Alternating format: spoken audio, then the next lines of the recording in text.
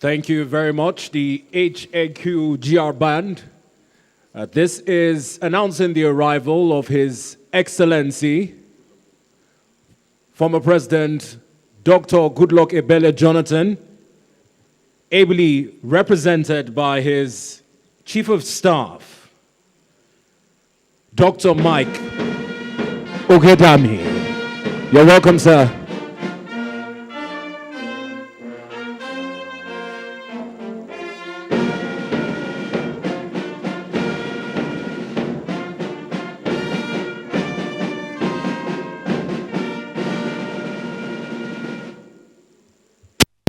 You're welcome, Your Excellency, sir. Your Excellencies, very distinguished invited guests, permit me to most warmly welcome you to the Abuja Continental, a venue for an intellectual feast, as we get ready to launch a book that celebrates one of the regions of the country that has bet our collective wealth and ensured that the country remains sustained. More so, the thoughts that went into putting this into writing is going to be most warmly celebrated today by intellectuals and warmly distinguished guests here. I don't know if you have a copy of the program. Shortly, we'll be taking recognition of the arrival of the guests here present. Would also like to warmly open with a word of prayer.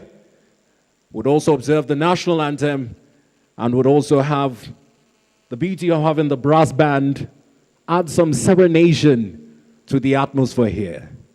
So in a couple of minutes, we'll return to follow this program as it is, and we do promise that will be as swift and prompt as possible, so we keep to time and ensure that our deliberations here are as prompt and swift as we intend. Thank you.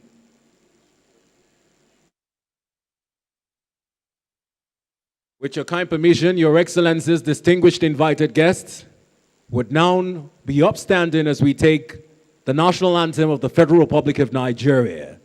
Nigeria, we hail thee, as led by the brass band. Thank you.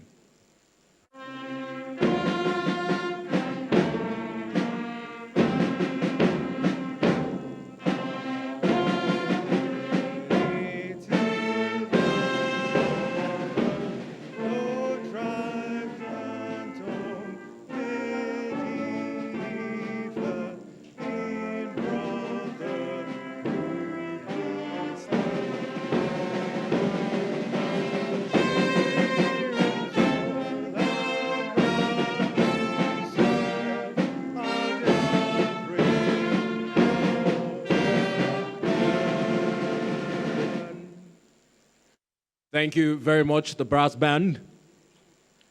In keeping with the order of procession as outlined on the program, would like to commit this event into the hands of the divine, the Almighty God. And in so doing, I'd like to most respectively invite to the podium Pastor Triumphant Obwamu to lead us in a word of prayer. Thank you, sir.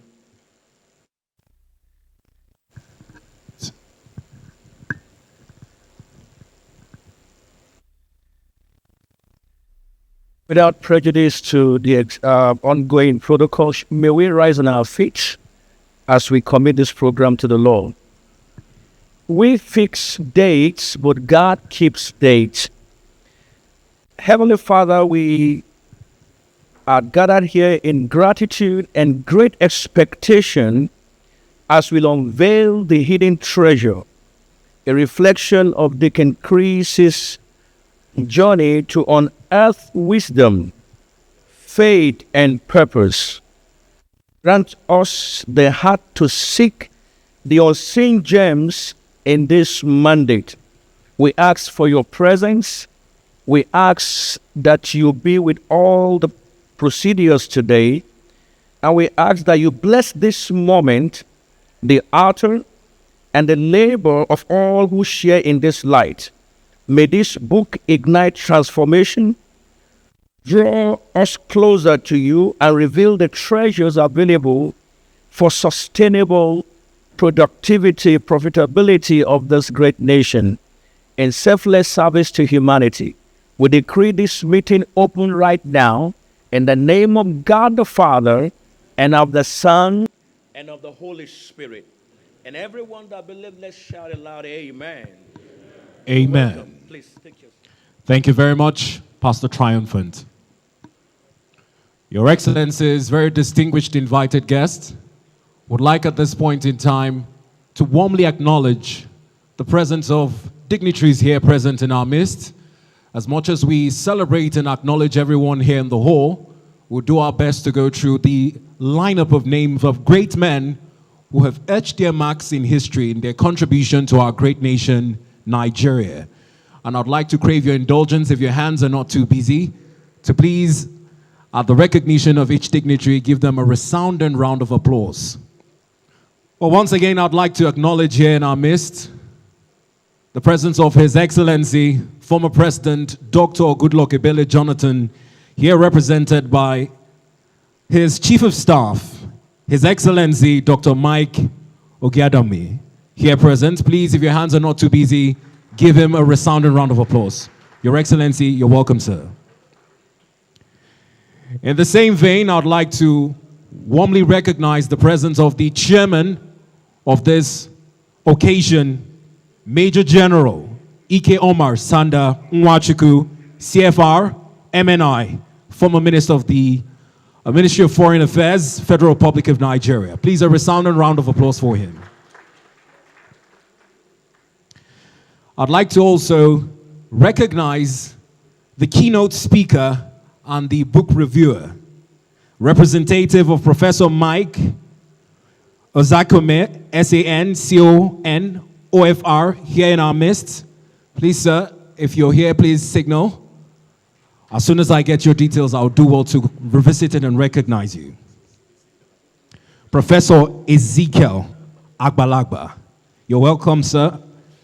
Duly recognized. In keeping with more recognitions, I'd like to warmly recognize here in our midst Honorable Barrister Ishaka Mohammed, former Chief Whip and a parliamentary member of the 6th National Assembly. If you're here present, sir, please indicate. We do expect his arrival anytime soon and would revisit this recognition. Also arriving and not too late, but right on time to take his seat next to the guest of the occasion is Professor Jerry Ghana. You're warmly recognized, sir. You're welcome, sir. Please, a round of applause for him. At this point in time, I'd like to, in the same vein, warmly recognize the presence of Barrister Olumide Akpata, who became one of the very first non-senior advocates of Nigeria in 28 years to be the president of the Nigerian Bar Association. Please, a resounding round of applause for him. And of course, most recently, the Labour Party governorship candidate in the Edo 2024 elections as well. At this point in time, I'd like to also recognize the presence of Honorable Basi Ekefere of Pandev here in our midst as well. You're warmly recognized, sir. Please, a resounding round of applause for him. I'd like to recognize Dr. Olgay Sevestovnov, the MD, CEO of Ruskiji Aluminji Nigeria Limited. Please, a round of applause for Doctor. You're welcome, sir. Thanks for finding the time to join us. At this point, I'd also like to recognize the presence of Prince Adewale Adebayo Esquire, SDP presidential candidate in the 2023 general elections. Please, a round of applause for him, sir. You're most welcome, sir. I also like to recognize Senator Nnedi Usman, the interim national chairman of the Labour Party, here represented by Dr. Ken Osogwa. Please, a round of applause. Doctor, you're welcome. Thanks for finding time to join us. In the same vein, I'd also like to recognize Olorungun Dr. Peter Igo, MFR, President, Urobo Leadership Forum. He is a veteran broadcaster, and the Cockcrow at Dawn, and other iconic Nigerian productions. Please, a round of applause for him. You're welcome, sir. Thanks for finding time to join us. At this point in time, as the names keep coming, would do well to recognize them. But at this point, more or less celebrating the reason why we're gathered here. The man who taught it wise to put pen to paper by inspiration and has drawn us on a day like this to gather here to celebrate a book which intends to change the narrative at a time when there are different narratives both on the international scenes in Nigeria as well. It's been quite a heated time. You go on social media or even watch the news and it breaks your heart. Rarely do people find times to tell these stories that remind us of our collective wealth and the warmth of our people, particularly in the Niger Delta, with a lot of narratives about the region in itself, misrepresenting the facts of the potential of the region and the wealth of knowledge and individuals who come from that region. At this point in time, I think it is you that we give a resounding round of applause to the deacon and his wife, who are seated together, a beautiful couple I so much admire. Please, a resounding round of applause for the founder of the Iyowaye Foundation, Deacon Chris and Deaconess Larry Iyowaye. You're most respectfully recognized. Thank you very much. At this point in time, I'd also like to recognize a man in a state which, for the most part of my early life and education, I grew up admiring him for his leadership role and activism in some sorts. Please, he's served in different roles and most recently also re-engineering the love of young persons for sports in Nigeria. Please, at this point in time, I'd like us to recognize His Excellency Solomon Lalong. Please, a round of applause for him, sir. You're most respectfully welcome, sir. In keeping with the order of programs, as we have more distinguished guests, we'll do well to recognize them. In keeping with tradition of the Abuja Continental, it is pertinent that we remind you of these safety protocols and coming forward to walk us through the need to observe safety and be aware of our emergency exits in the event of any unlikely events which we pray against is the safety marshal here, Saleh, who comes up on stage to walk us through the safety protocols. Mr. Saleh, you're welcome, sir. Thank you. Good morning, ladies and gentlemen. You're welcome to Abuja Continental Hotel. My name is Saleh Mohammed. I'm the hotel safety manager. For your safety and security, the management deemed it necessary to tell you the protocols as regards the use of the hall, so that from beginning till the end of the program, we will not record any incident. However, before I go further, if there's a need for you to use the convenience, it is very easy to locate. You can just walk out through this entrance door, or if you are walking out from the other door, you need to turn to the left. As you proceed, at the end there you see a fire extinguisher hanging red in color. To the right side there is the entrance to the convenience. If you get there, you see two doors closer to each other. The door to the left-hand side is for the female convenience, while the door to the right-hand side is for the male convenience. Please, you are advised to always look before you enter, so that you will not find yourself in a wrong destination. Aside that, today is not scheduled for a fire drill. Therefore, should there be a steady ringing of fire alarm bell for 5 to 10 seconds or beyond that, that suggests that something might have gone wrong somewhere or is a false alarm. However, whatsoever the reason may be, please do not panic, be calm, because we have emergency response team members on standby to do the needful should something go contrary to our expectation. Then, if evacuation becomes necessary, we have two assembly points. One, you can still walk out through these two main entrance doors. Just walk straight down there to the main entrance where I enter through. There are 4 exit doors there. You can just pass through any. As soon as you pass through, please turn to the left. You see the muster point where you are expected to assemble based on your group, as others are having their event within the Ladi Kwali Hall. If assembling there will not be possible for whatsoever reason, we have alternative assembly point. And you can get there by passing through any of these 4 exit doors to my right-hand side. As soon as you pass through, turn to the left, you will be seeing directional signages that will take you to the alternative assembly point. Then on the security aspect, this is a public place, though it's a controlled environment. It is therefore important that your personal valuable belongings, More especially, your mobile phone should not be left unattended. If you have a cause to leave where you are seated, maybe going to the tea break, lunch, or whatsoever your reason is, so that you will not have a cause to complain of either loss, damage, or misplacement of any item. Just like other organizations, Abuja Continental Hotel will not be liable for any, so please be guided. We pray that there will be no medical concern, but should there be any issue, we have first aiders all over that will do the needful. And whatsoever beyond our control, we have a hospital just a 5-minute drive away from the hotel. You'll be referred to for proper medical intervention. Then any other emergency that's not medically related, we have extension 8111. It's a line dedicated for emergency.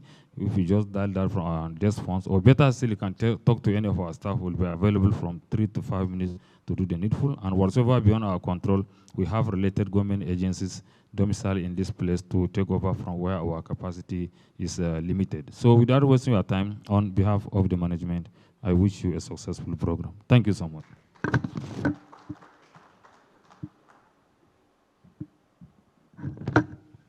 Well, thank you very much, Mr. Saleh. I hope those were not too cumbersome to remember. Safety is paramount, and we ensure that we have an awesome time here as we celebrate the reason why we're here.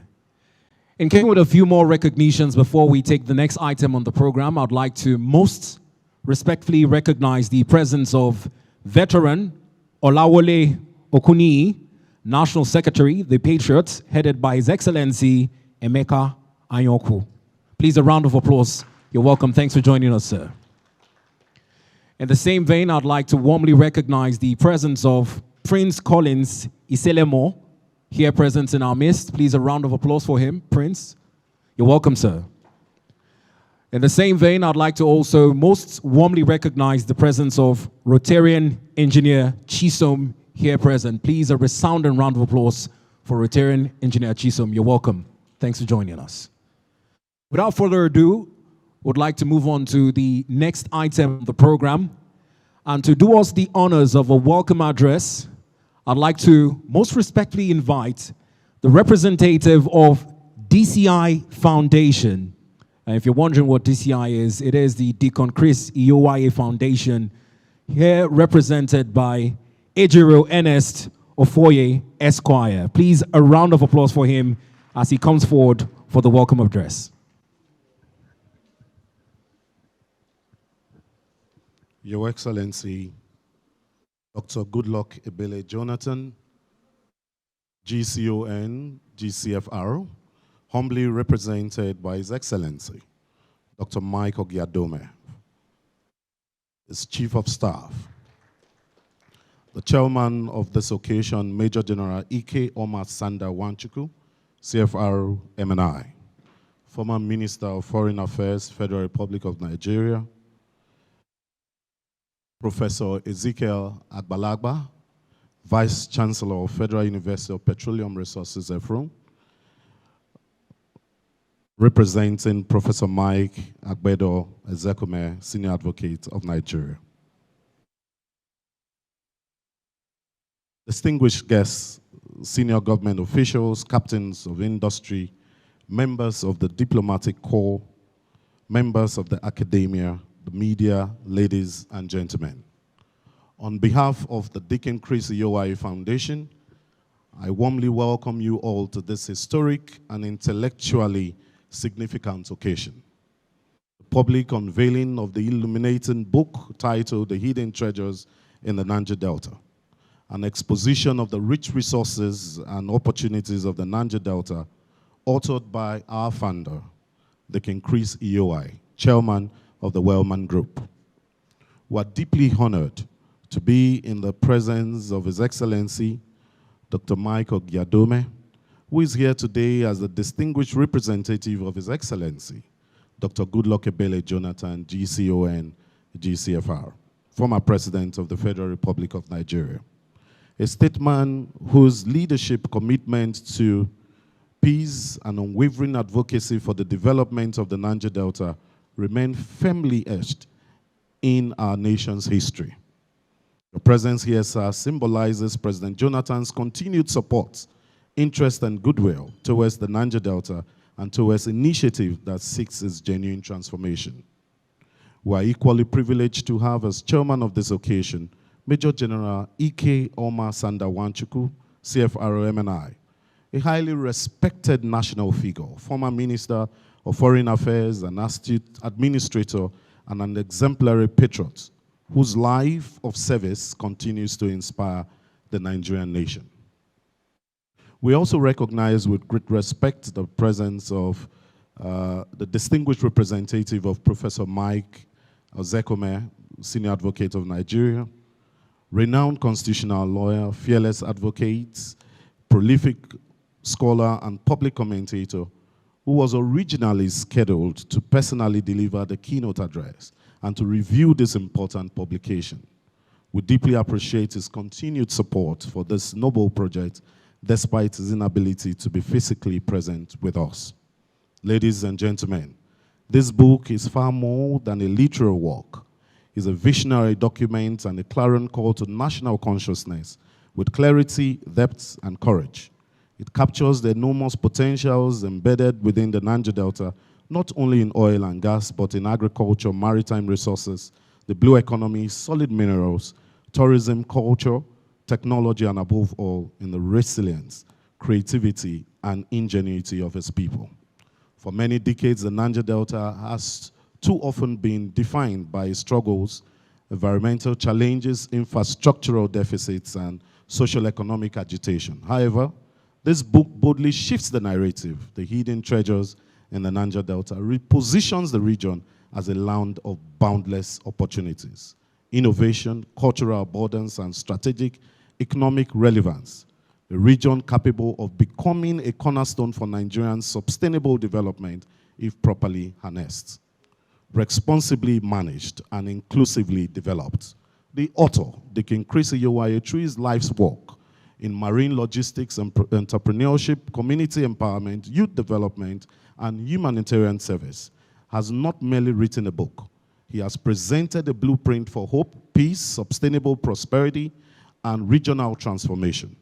His vision is not theoretical, it is practical, deliberate, and already reflected in the numerous interventions and development programs carried out through the Dikin Chris Iyowaye Foundation.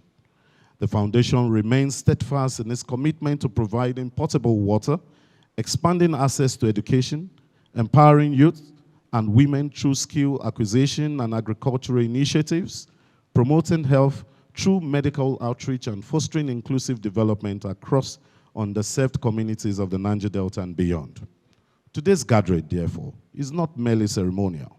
It is a convergence of leadership policy, scholarship, investment, and vision. It's a call to government at all levels, development partners, private investors, civil society organizations, the academia, and the international community to see the Niger Delta not as a problem to be managed, but as a promise to be fulfilled and a treasure to be responsibly developed for present and future generations.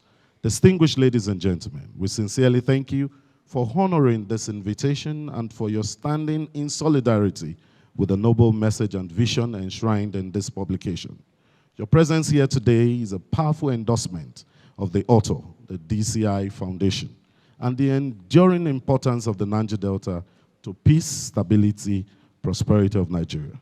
As this remarkable work is unveiled today, may it inspire policy reforms, stimulate intellectual discourse, attract responsible and sustainable investment, and empower a new generation of Niger Delta leaders who will transform opportunity into lasting legacy.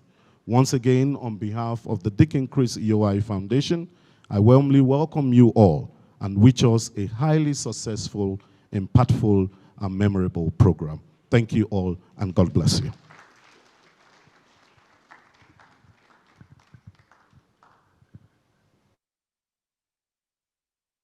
Thank you, Ejiro Ernest Ofoye, Esquire, for that warm address.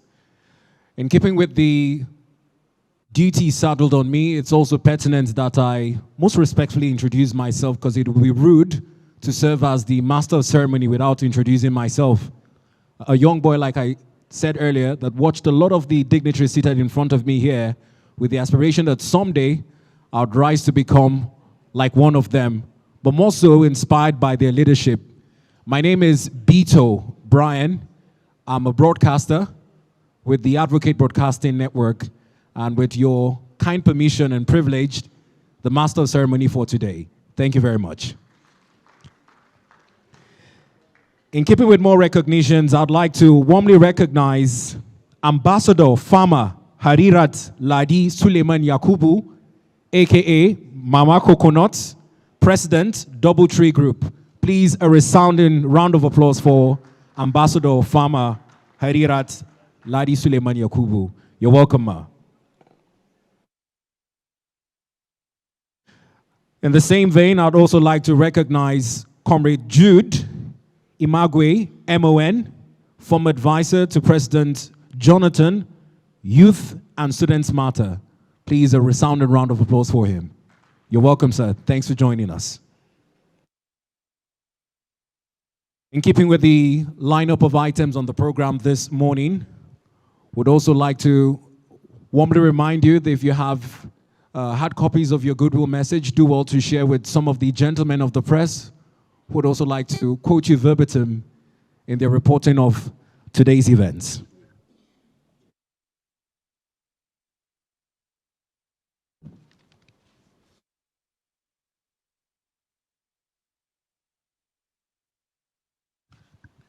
To do us the honors of breaking the ice and taking the podium for the first of many goodwill messages to be delivered here this morning, I'd like to warmly invite Barrister Olumide Akpata, the one who in 28 years broke the jinx of having a non-senior advocate of Nigeria heading the Nigerian Bar Association, currently senior partner and head of the Corporate and Commercial Practice Group of Templars, and most recently, Labour Party's governorship candidate in the Edo 2024 election.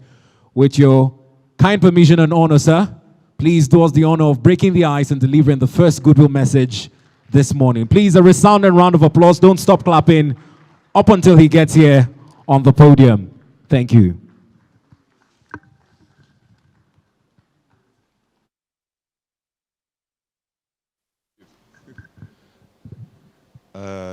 His Excellency, Dr. Goodluck Ebele Jonathan, ably represented here today by my elder brother, Chief Mike Ogadome, Chairman of the occasion, our father, General Ike Nwachukwu. Good to see you, sir. I will not repeat the order of protocol already established. I will lean slightly on it, because I always say that I never say I will stand on protocol, because a man my size really should not be standing on too many things. I mentioned that the other time, Chris. But I must clearly, unequivocally recognize the author today and his dear wife, Deacon and Deaconess Chris Yowaye, and thank you very much for the invitation. And by way of my goodwill message is to thank you for the effort. To thank you for putting pen to paper. Those who have written books know that it is not an easy task to articulate your thoughts and then put them in a volume for posterity. So firstly, I must thank you for that, for the industry, for the discipline, for doing that, putting together this fantastic event. But secondly, more importantly, as a Niger Delta and myself, as a Warri boy, I want to thank you for bringing to the fore this issue, which I know has challenged many of us. The fact that we make the headlines for the wrong reasons, the fact that attention is focused on our area for the wrong reasons, whereas there is so much that we are known for, there's so much that we can do. You know, I always say that as an area or as a region, we are punching very far below our weight. What do I mean by that? We are not achieving our potential. I grew up there, and many of us know that there's so much that we can do and do better. I think this is what has inspired Deacon Chris to speak to the issue of the hidden gems that lie beneath, not just our soil, but just even the human resource that God has blessed us with across that region. I'm really proud to be from that part of the country. And I guess this is also to remind us that it is not about government. In other parts of the world, regions like the Niger Delta region outperform other regions in their respective countries with or without government. There's so much that we can do just by identifying what we have and making the best of it. What comes to my mind, I remember we used to have the Breast Commission. I don't know if it's still there. That for me was such a step in the right direction. Breast Commission. Breast was an acronym for Bayelsa, Rivers, Akwa Ibom, Cross River, Edo, and Delta. And when I saw what they had in mind at the time as a commission, I just thought this is so forward-looking. And I thought that by now we would have achieved so much as a region. But the best time to have done something right may have been yesterday. But the next best time, as they say, is right now. So I commend Deacon Chris for this effort. I do hope that from here we'll walk away with nuggets that will help us to unearth these hidden gems and crystallize and help to crystallize the potential and the enormous wealth of resources that we have as a region and put us in that front burner position that we definitely were meant to be. And at the same time, encourage other regions of our dear country to look inwards and bring more positivity to bear in our country. I thank you, I congratulate you, I am delighted to be here, and I wish us all very fruitful, very rewarding deliberations this morning. Thank you very much.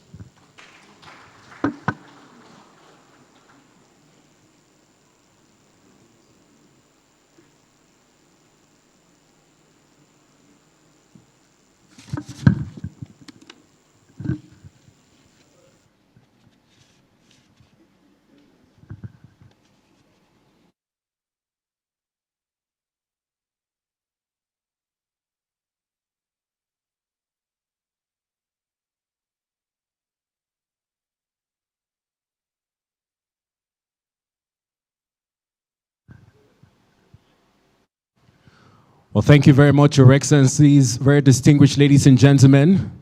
Well, Mr. Chairman, with your kind permission, would like to go through more recognitions before we take another goodwill message. With your kind permission, sir. I'd like to once again, most respectfully, recognize the presence of the keynote speaker and book reviewer, Professor Mike Ozekome, S-A-N-C-O-N, OFR, here ably represented by the Vice Chancellor of the Federal University of Petroleum Resources, Eforum, Professor Ezekiel O. Agbalagba. Prof, you're welcome, sir. Thank you very much. In the same vein, I'd like to once again most respectfully recognize a former senator of the Federal Republic of Nigeria, and by no means a man who, owing to his disposition, likes to remind us that he's very much a citizen other than a former lawmaker in his interaction and at his speeches at different fora. I'd like to most respectfully recognize Professor Jerry Ghana, who is not here alone, but he's also here with his son, who is currently a member of the House of Representatives. I'd like to extend this warm recognition to Honorable Joshua Ghana, also in our midst. Please, a resounding round of applause for him. A most resounding round of applause. It's by no means fit to have the father and his progeny here, who is following in your steps, sir. I know you must be very proud. Well, in the same vein, I'd like to also take another recognition, but this time father and son are not in the building, but the son is ably representing his father. I'd like to most warmly recognize Dr. Bolanle Mimiko, representing his father, the former governor of Ondo State, Dr. Olusegun Mimiko. Please, a resounding round of applause for Dr. Bolanle Mimiko. You're welcome, sir.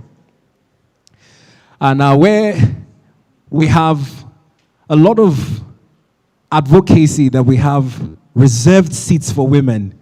I don't know if this will translate when we formally get the yearnings for the creation of an Anyoma state. But here we have in our midst The ladies in red, so beautifully adorned in their headgears, seated over there to my left, the Anyoma Women Forum Worldwide. Please, a resounding round of applause for them.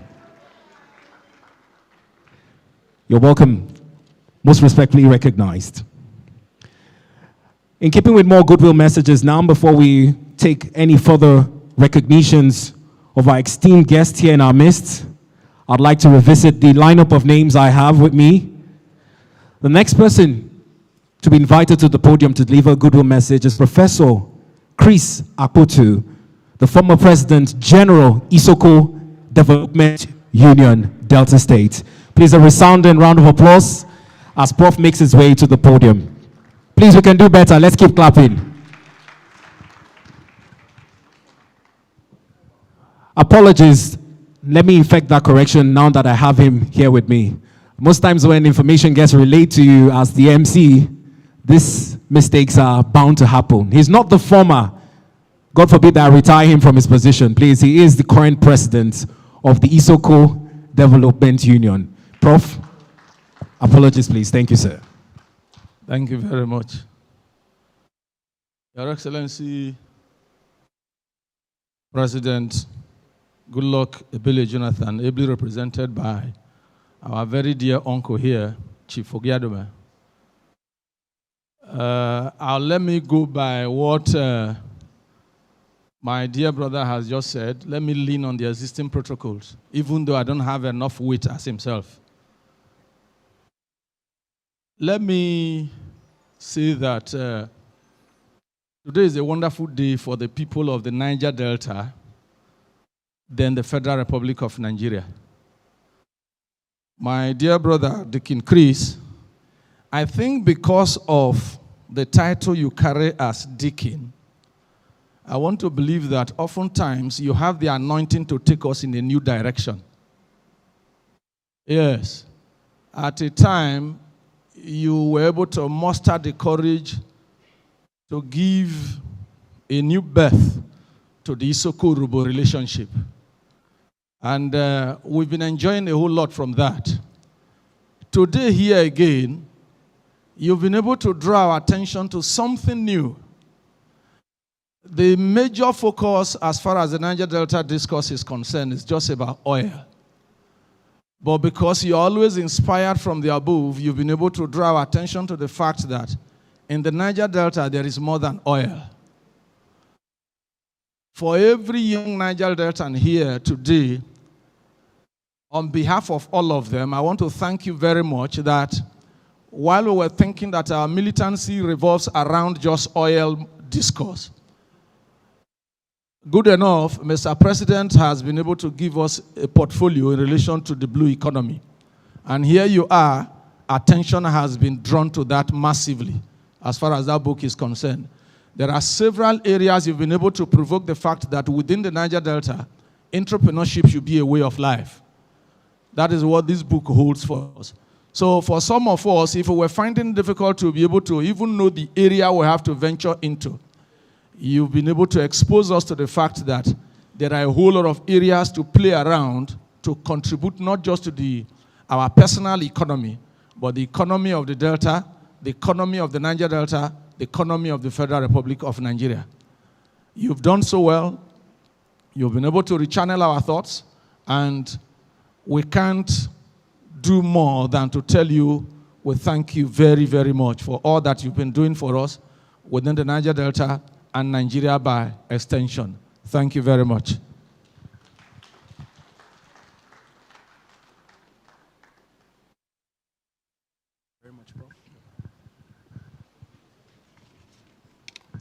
Thank you very much, Prof. Without further ado, would like to take a few more recognitions before we call on the next goodwill message. I'd like to most respectfully recognize the presence of Prince Adewale Adebayo, SDP presidential candidate in the 2023 general elections and the chairman/CEO of Kaftan Television. Please, a resounding round of applause for Prince Adewale Adebayo.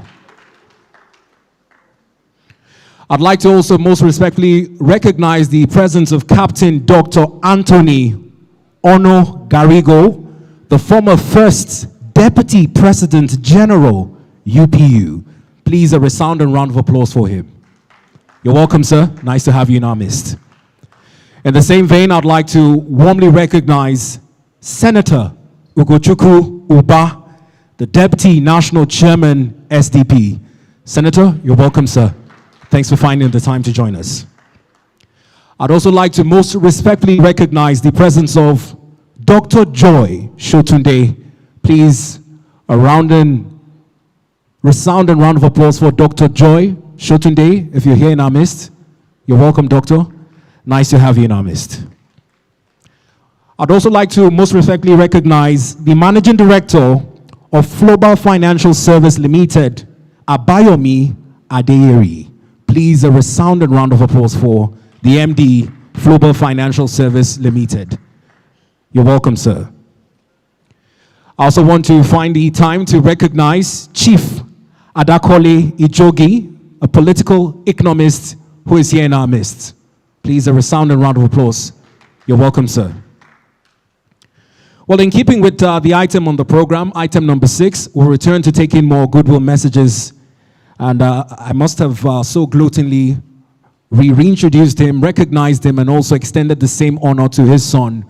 But at this point in time, to change the mood, because each time he takes the podium, he has a way of getting everyone to have a smile on their face. I'm hoping those who just came in and are behind us join with the order of the events. I'd like to most respectfully invite to the podium a former senator of the Federal Republic of Nigeria, Professor Jerry Ghana, as he comes forward to deliver his goodwill message. Please, let's endeavor to keep clapping up until he gets here to take the podium. Let's keep clapping. He's not here at the podium yet. Please, let's do this together to create the warmth and ambience we need for such an occasion. Thank you.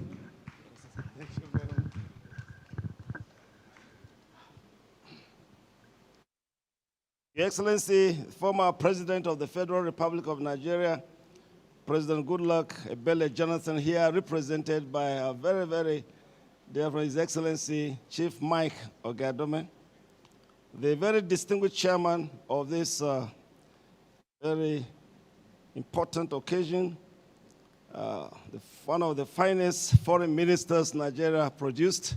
Kindly join me. Put your hands together for General Maku. Can I hear you? The very distinguished author of the day, other very distinguished guests here present, distinguished ladies and gentlemen, let me join you to congratulate my dear friend and his wife for producing this great book, which is bringing out the treasures of the Niger Delta. This occasion reminds me at the formation stage of the Obasanjo administration in 1999, I was mandated by the incoming president to organize a seminar on the Niger Delta. And it was held at the ECOWAS Secretariat, very, very well attended and chaired by the former president of Tanzania, Mwalimu Julius Nyerere. He came in person. He chaired that occasion, and papers were presented. Brilliant papers on the Niger Delta. Excellent papers on how we really proceed to develop the Niger Delta. One of the papers was by myself, and we proposed in that paper the creation of a Niger Delta Development Commission as a regional development commission to provide important infrastructure. Because the secret is, any delta area in the world, there are hidden treasures for their transformation and development. If only such treasures are really, as it were, discovered, utilized, and properly applied. I must confess that the tremendous hope that that meeting engineered, and Nyerere was very, very, very happy that we produced that paper, and the incoming president actually set in place very, very quickly the Niger Delta Development Commission. But I'm emphasized that, I'm a very good visitor to the Niger Delta and so many friends from there. I've not been personally impressed by the results of the Niger Delta Development Commission, especially when I see them building primary schools and other things. I say, no, no, no, no. This vision was to transform the Niger Delta into one of the most beautiful places in the Federal Republic of Nigeria with excellent infrastructure. And the money to do so was put together to come directly. Therefore, I want to take this opportunity of this occasion on behalf of former President of Tanzania, who came personally all the way to chair that occasion, that those who are ministering and directing and providing leadership at the Niger Delta Development Commission, please arise and do something that will really be great for the people of the Niger Delta, because you can be transformed, you can be good, you can be wonderful, you can be beautiful. Put your hands together for Niger Delta. So, Deacon Chris, you reminded us again that we don't have to really, as it were, cry over Niger Delta, because the good Lord has already provided hidden treasures. I hope we shall not only read your book, we'll study it. And I know, knowing you as an engineer, I hope I'm correct, you have produced solution, because Deacon Chris is a solution provider. Wow. This is one of the things that really drew me to him. Is somebody who is able to give brilliant ideas for development. And I'm one of those who have really been encouraging him. I hope this time around I'll get it right. Because as far as I'm concerned, this is the best governor for Delta State as anyone provide. and I'll keep drumming it until our people in Delta arise and listen to the Mamsa, because you see, in Mamsa, I want that whatever you're given to do, you do it well. And I know that Deacon Chris, if you are given the mandate to govern Delta, you will govern well. I know you do it. Kindly join me. Put your hands together again for him now. Mr. Chairman, sir, we thank you very much for finding the time to be here. You are so busy. In fact, I told him that we'll generally be able to find the time, but you are here. You are here on time. We appreciate you. We thank you for honoring very, very dear people. Yesterday, you were honoring our general, your very, very good friend. And I really appreciated what you said there. You are always brilliant. And one of these days, we ought to really celebrate you as one of the best speakers of the Federal Republic of Nigeria. Can you again put your hands together? Well, before I'm ruled out by the MC, because when you give Professor Jerry Ghana the microphone, you stand the trouble. So I want to thank you very much. I'm very delighted to be here. I know that it will be a good occasion, because our good friend, the special guest of honor, although he has traveled, is being represented by one of his best friends, the Chief of Staff, and I hope you are preparing. Mike, I hope you are preparing. And may tell Oga to be preparing, because we are mobilizing and we are mobilizing. Don't disappoint us. I hope you hear what I'm saying. God, give us a wonderful day. We are delighted to be here. It will be a very, very good day. Kindly again, then, join me. Really put your hands together for hidden treasures of the Niger Delta. Thank you very much. Please, a resounding round of applause for Prof. I did tell you he's a master of the microphone in himself.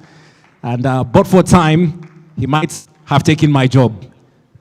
Well, at this point in time, I'd like us to recognize the brass band who have been doing us the honors of serenading us with their melodies from time.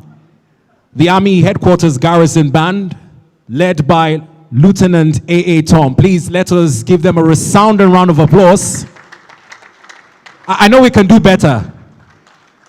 Exactly. Thank you very much. We'll take a few more recognitions before we call up our next speaker.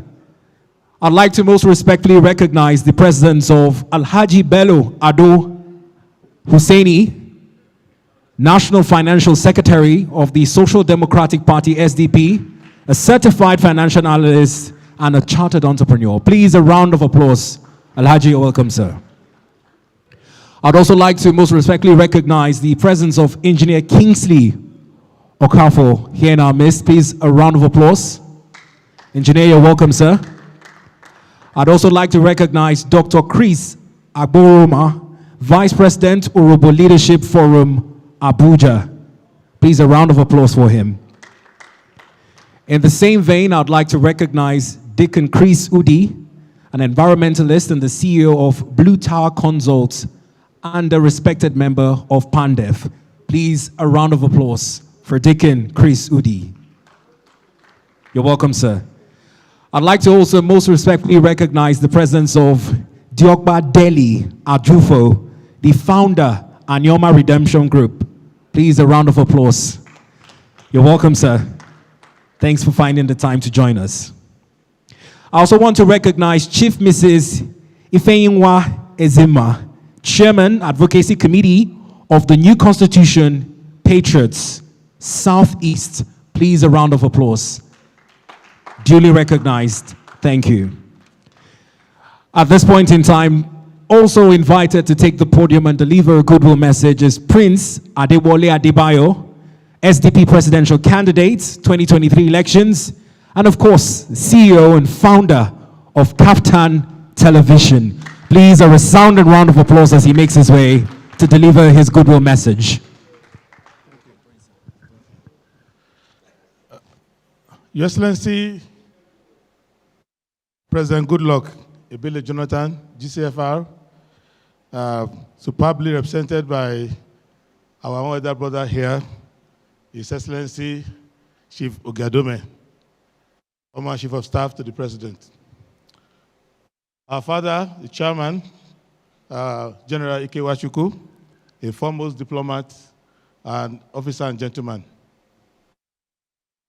Our father, the Chief Patriot of Nigeria, Professor Jerry Ghana. I have 40 years of clapping for him since the days of Mamsa. And he has never failed. And a good leader of the SDP, of which platform I ran for president, and I'm still hoping to run. I thank my brother, my in-law, Deacon Chris Oyawaye and the wife, the deaconess, for bringing us together here. And like a good deacon, I like that he's speaking in riddles, because we are here for the hidden treasures of the Niger Delta. And we all know the pirate stories. Everyone dreams of a hidden treasure somewhere in the world. And Niger Delta has proven over time to be a hidden treasure for the world. That is why we have Nigeria. If there was no Niger Delta, no one would come here looking to create a Nigeria. Now, a hidden treasure is one which requires effort, because you have to dig for it. And that is why it remains hidden, and entrepreneurs and adventurers look for it. Of course, to a blind person also, every treasure is hidden because the person is blind. And it may be that some of the treasure in the Niger Delta is hidden because we've had blind leadership over time. But with a little enterprise and endeavor, you will see that every part of the Niger Delta is teeming with human, material, surface, liquid, solid, semi-solid, gaseous resources. That if you are in the Niger Delta, it will be an oxymoron to say you are poor. It is impossible to be poor in that paradise. And Niger Delta, any literature that guides us to find this hidden treasure is a very good indicator of the possibility for us in this generation to solve our problems.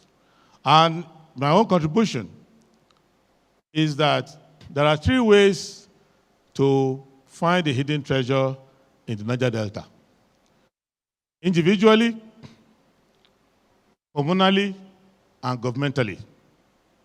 And it is possible, because I come from a family that has 100-year experience in making fortunes out of the Niger Delta. Most of my uncles and aunties were born there. My mother's father lived there, and they served in many capacities and made fortunes. That is why we're always grateful to the Niger Delta. For me personally, I went to the Niger Delta and I found my own fortune because I married my wife from Niger Delta.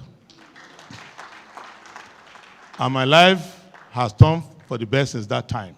So I will say to my in-laws, me go. And in the spirit of the unification effort of the deacon, I will not only say me go, I will also say di go. Now, to take ourselves seriously, we need to understand that God put this country in this form so that man has no excuse to blame divinity for our crisis.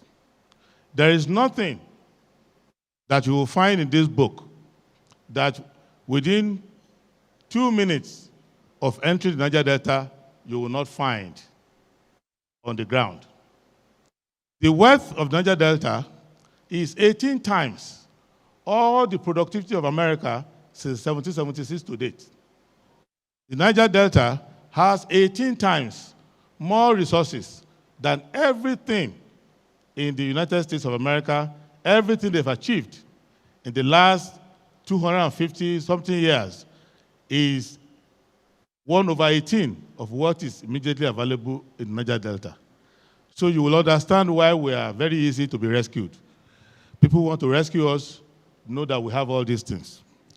What we need to do is to understand that Deacon and people like him are sent to us as prophets in our time to remind us that a leadership or a generation that is consumed by appropriating surface wealth, farming out the country to foreign enterprise, and collecting rent and making big men and big women out of themselves. They are not the shepherd that the Lord has sent to this land. That this generation, we have to turn away from that. From the areas of the times on Royal Niger Company, to the struggle we had with the oil rivers trade, to the German discovery of hydrocarbon and our discovery of it in Oloibiri, because until 1956, oil too, which is now our trademark, used to be a hidden treasure.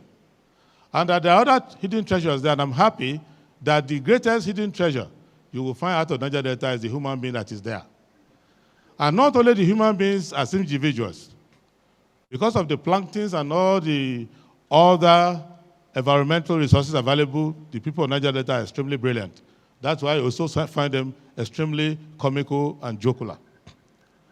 But the culture is also good. They are very hospitable, very kind, and they form the glue with which you can gum together a country.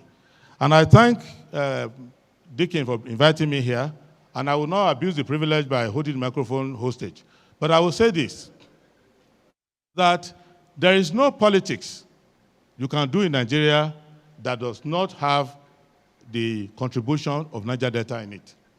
From the First Republic, when the action group started, it was the Niger Delta that provided the resources for Awolowo to be able to boost the action group.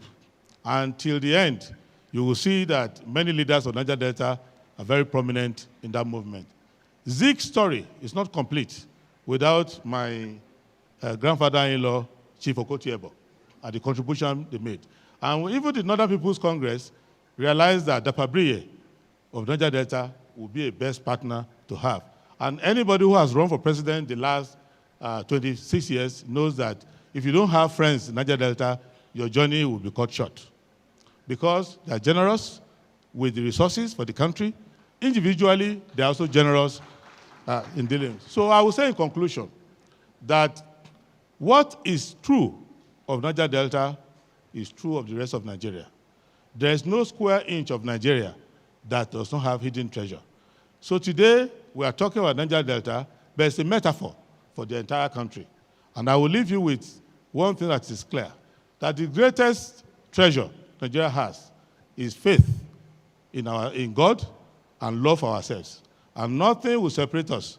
Nigeria is a going concern, and a good leadership is coming out to show this generation and to convince General Iwachukwu that he did not risk his life for nothing during the Civil War. We know what you did to keep us here, and we will not disappoint that generation. Thank you very much, and God bless Nigeria.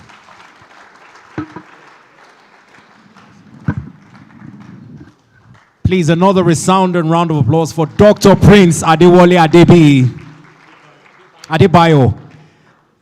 He has spoken not using or mincing words. He has also reiterated a part of the parables that have been spoken here, projecting where the future leadership in Delta State is held into, but more so talking about the hidden treasure of which he found one for himself.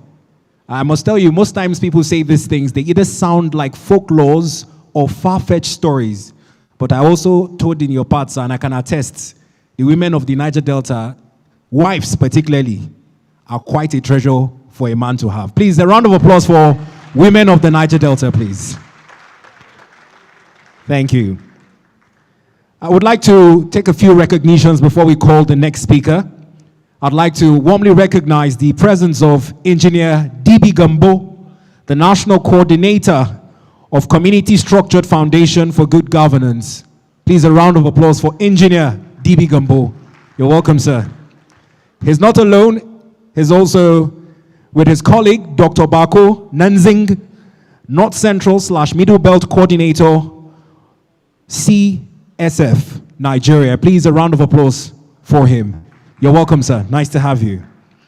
In the same vein, I'd like to warmly recognize the chairman of UBACO, Uba A. Michael, here present. Please, a round of applause for him.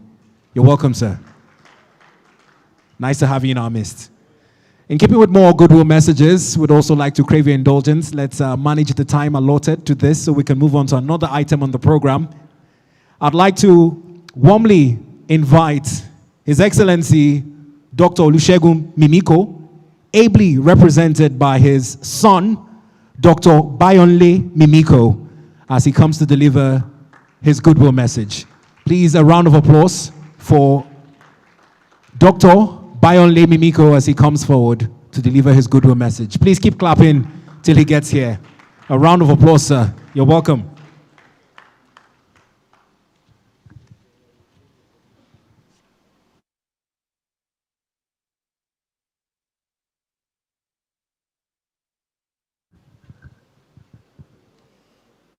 Good morning, Excellencies, distinguished ladies and gentlemen. I bring very warm greetings from His Excellency, Dr. Olusegun Mimiko. Unfortunately, he can't be here today, but he has mandated me to come and deliver his goodwill message to you and the book. He will reach out to you personally at a more convenient time. Thank you very much.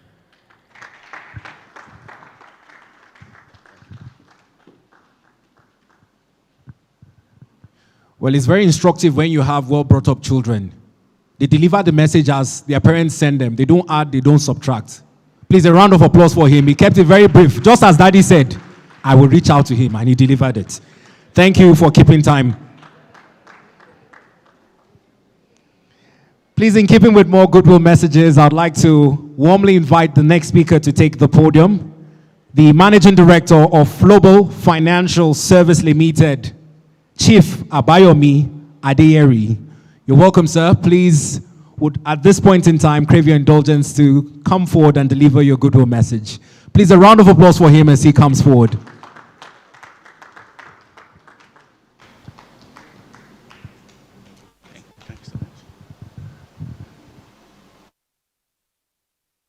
Good morning, distinguished ladies and gentlemen.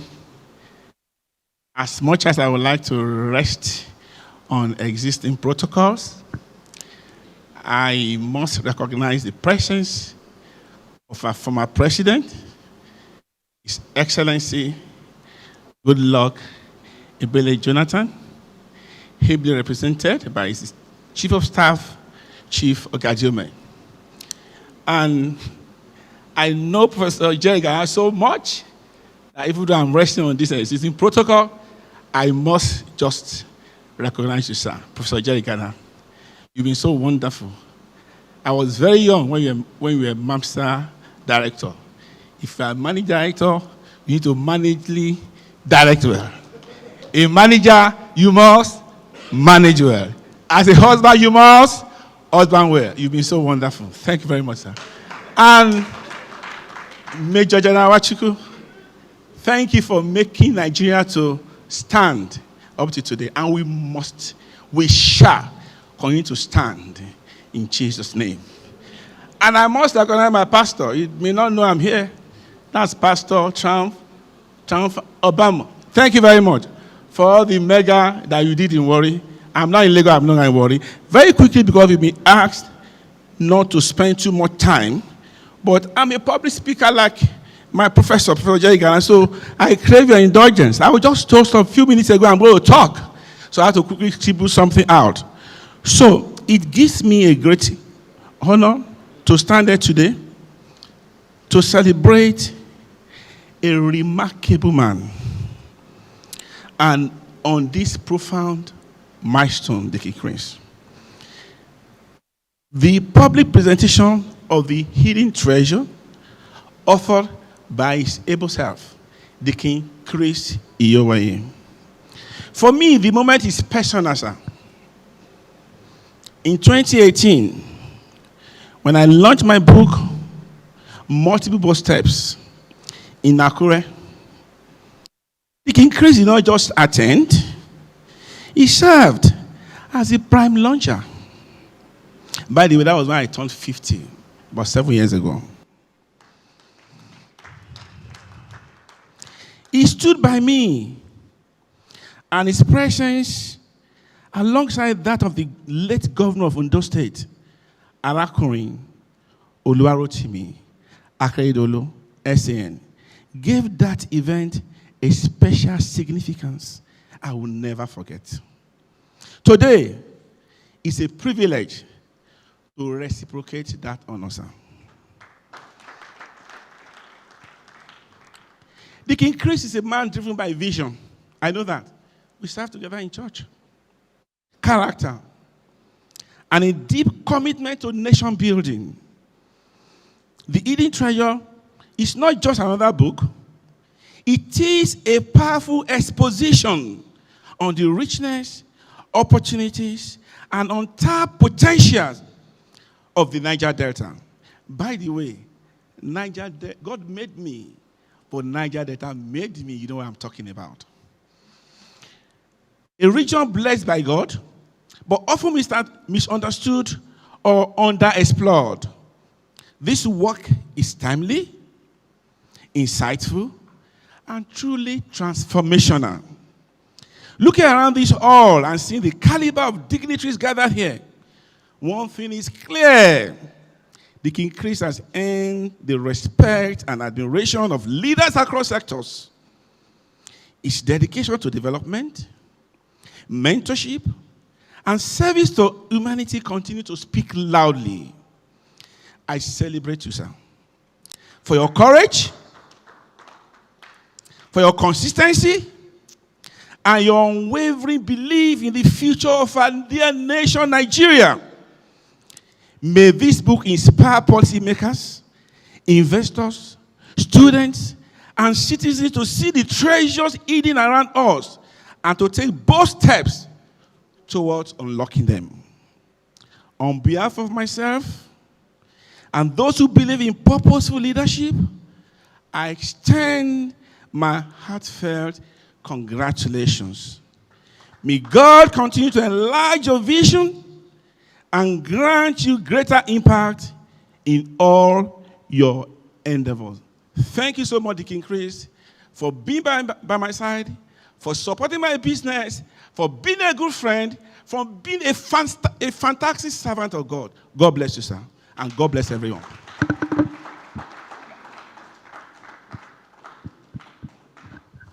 Thank you very much, sir. Speakers like yourself make it very easy for us masters of ceremony, especially when you have instructions from the chairman to hasten things up right on time. Without further ado, I'd like to very respectfully invite our next speaker to take the podium. In keeping with tradition and delivering his goodwill message, I'd like to invite Diokpa Deli Ajufo, founder, Anyoma Redemption Group, as he comes forward to deliver his goodwill message. Please, a round of applause for him as he takes the podium.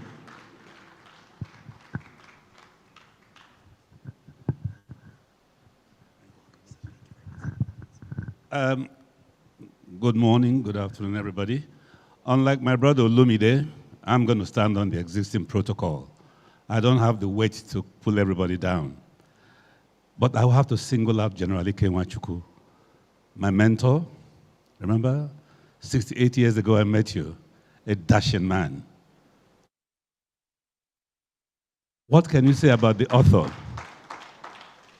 I insisted on being here because we talk about the hidden treasures of Niger Delta. I have listened to Chris make speeches. I have listened to him talk to people. 2 years ago at the Marriott Hotel in Heathrow Airport, he talked about investment in Nigeria. Thinking, why I tell you about Ikenwachukwu is that day you reminded me of him. Because when he was foreign minister, he talked about economic diplomacy. So, you recall, after your lecture, your hotel room was inundated by people who wished to invest not only in Niger Delta, but in Nigeria. And only a month ago, you repeated the same feat in Brussels. I've been getting feedbacks. I'm not going to talk about you. No. Everybody here knows Dick and Chris Yovaye, a kind, generous, wonderful man. But I stand on what Professor Jerry Gana said. You have a mission, young man. In this country, you have a mission. Yes, we have hidden treasures in Niger Delta. Chris, you are a hidden treasure. Come out and take charge. I rest my case. Thank you, everybody.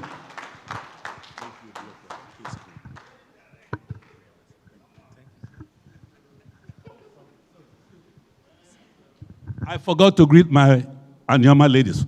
Omuno, Omuno, Uneweniwe Biko. Once again, a resounding round of applause for Diokpa Deli Ajufo. Quite a speech there. Well, in keeping with more goodwill messages, I'd like to call on the next speaker in person of Honorable Basi Ekefere of Pandev as he comes forward to deliver his goodwill message. Please, a round of applause for him as he takes to the podium. Honorable Basi Ekefere of Pandev.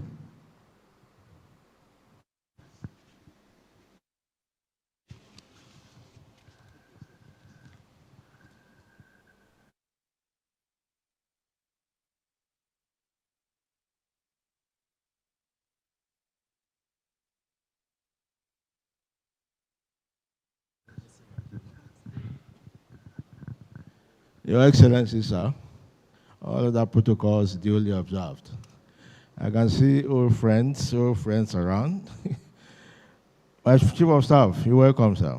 Representative of former President of Nigeria.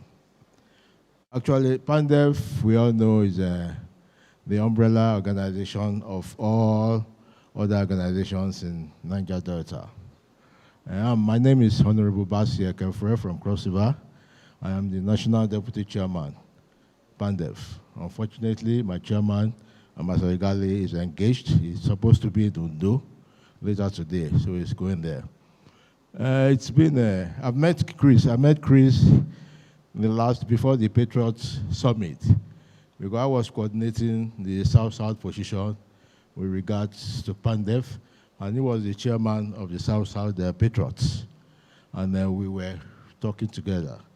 Unfortunately, over the time, we never met again until I saw this program on the platform, the Patriots platform, and I sent him a congratulatory message. And then yesterday, he told me that he didn't get anything from PANDEF, and we were surprised that luckily we met yesterday, and we are here. Because PANDEF, like an umbrella organization of all organizations in Niger Delta, is like a brother, a father to all. I'm happy that the former Labour candidates mentioned Brace Commission.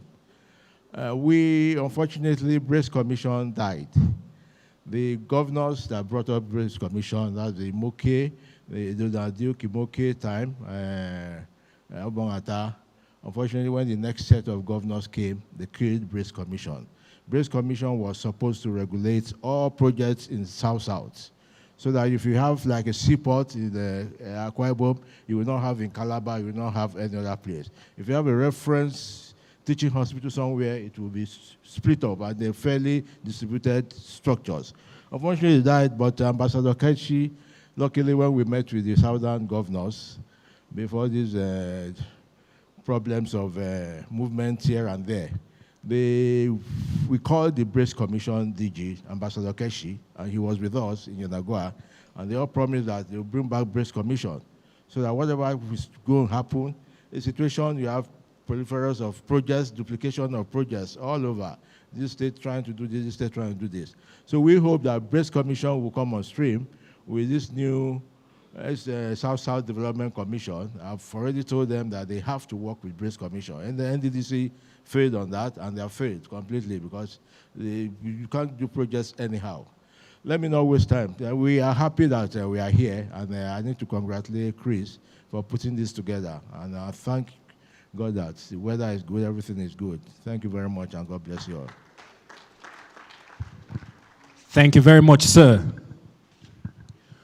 Well, Your Excellency, very distinguished invited guests, would like to crave your indulgence. Because of time, we'll be taking our penultimate goodwill message at this moment, but there's still room for a lot of goodwill messages as time will permit going into the future. But for today's event, this is the penultimate one.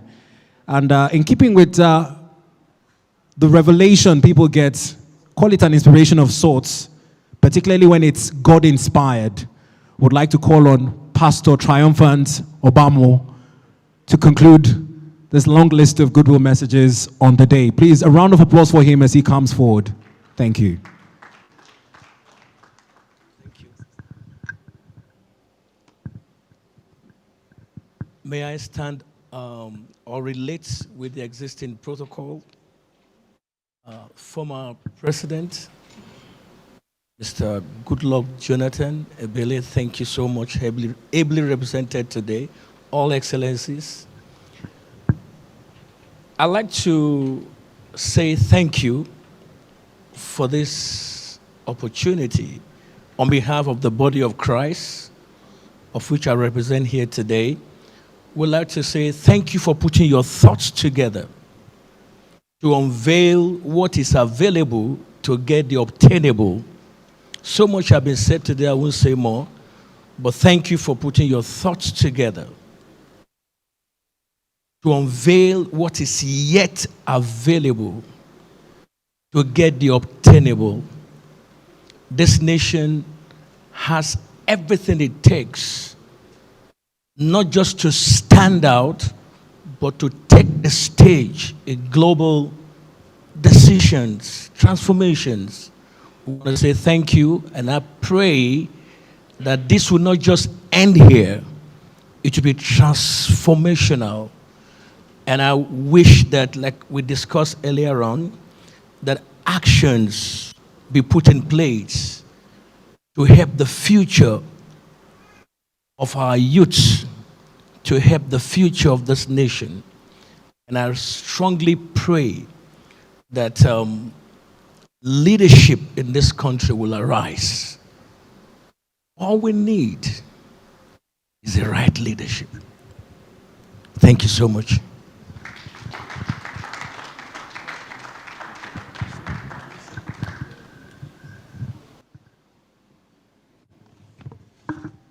Emphasis on the right leadership, and you can also tie that to the prophecy as given by Professor Jerry Garner, or where the future leadership in Delta is headed to. Well, for those just joining us, you might not get the joke, but for those here, they quite understand. With that, we close it on the item on your program, number 6, which says goodwill message. And then we'll move on to the next item on the program, which is the item 7. Breaking away from the tradition of item 7 like we know it at events like this, would like to take an intellectual feast as we listen to the chairman make his remark. But before the chairman makes his remark, he will be heralded by the serenations coming from the Army Headquarters Garrison Band, led by Lieutenant A.A. Tom, as they welcome him to the podium to make his remark.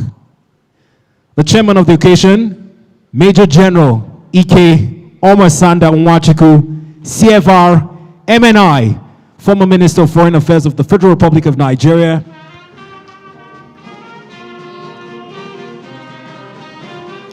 With your kind permission, Chairman, sir, let's give him a standing ovation as he comes forward.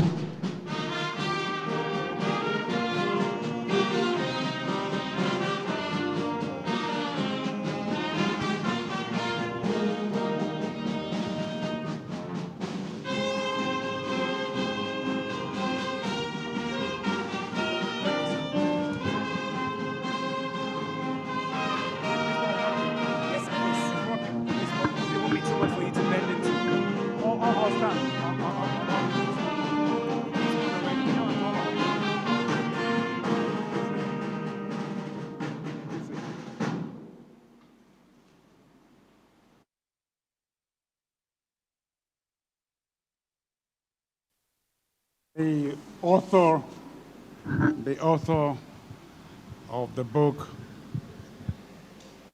Hidden Treasures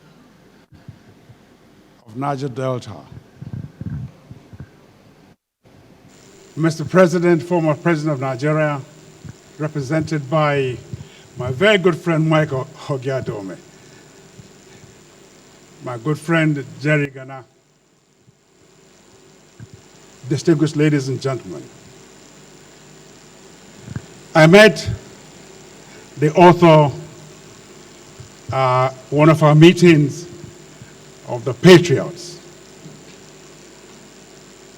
and he impressed me with his contributions on that day, and I earmarked him. So those of you who were saying to him, get out and do something, I join in saying, come in and do something for God's sake.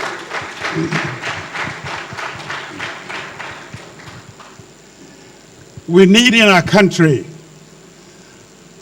a new path to leadership. Anytime I attended any occasion, I hear people talk about leadership and leadership. When they finish, like the pastor did, they just withdraw and sit back and won't step out to join the band that will take us to the promised land. For as long as we're just talking about leadership, and none of you stepping out into that, into becoming leaders of our country, Nigeria will remain the way it is. So the challenge now is to this younger generation. Don't talk to me about leadership. Nigeria needs to come out, step out, and lead.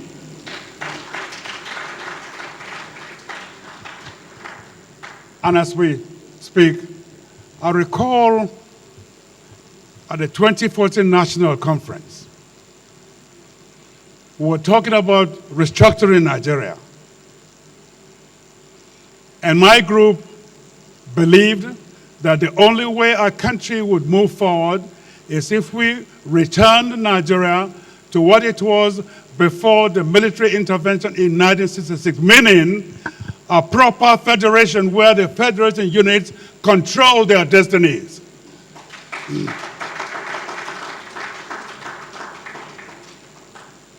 And at that conference, the Minister of Natural Resources or so, mineral resources, gave us a talk on the minerals in Nigeria. And it was so clear to us on that day that the richest part of Nigeria isn't the Niger Delta in terms of minerals. In fact, it is Nasarawa State. So if that's the case, and every other state in Nigeria, like my former presidential candidate said here, every part of Nigeria has enough resources to thrive. Therefore, we all can be as rich as Lagos State, or Kano State, or Akwa Ibom State. But within your own state, with what resources you have, you manage yourselves, and the quality of life in your place will just be as good as those in Lagos, or Kano, or Akwa Ibom State. Therefore, Nigerians, let's not be afraid to restructure. Let's not be afraid to restructure. Time and again, I say, for as long as we run the present 1999 Constitution, Nigeria will be held hostage. Development will not thrive as it ought to, because our people are not being allowed the freedom to develop at their own pace. Therefore, what you've just written, your book, underscores the point that it's not only oil, there are other resources, and they are bound in our country. So why wouldn't we all join hands and plead with the leadership of our country, the National Assembly, and so on, to allow a constitutional conference in which the peoples of Nigeria will jointly produce a constitution in which they can live with and thrive in. Some of you would say, well, aren't you a military officer? Yes, I am. What we did in our time, whatever policies or decrees we built it out, we did believing they were in the best interest of Nigeria. Some of them had been so. Some had not been so. One of which is this 1999 Constitution. Change the thing. Let us have a true federation. Let the states control their resources. Let the people use what they have and pay dues and taxes to the federal government. And we will have a better, stronger, more thriving country.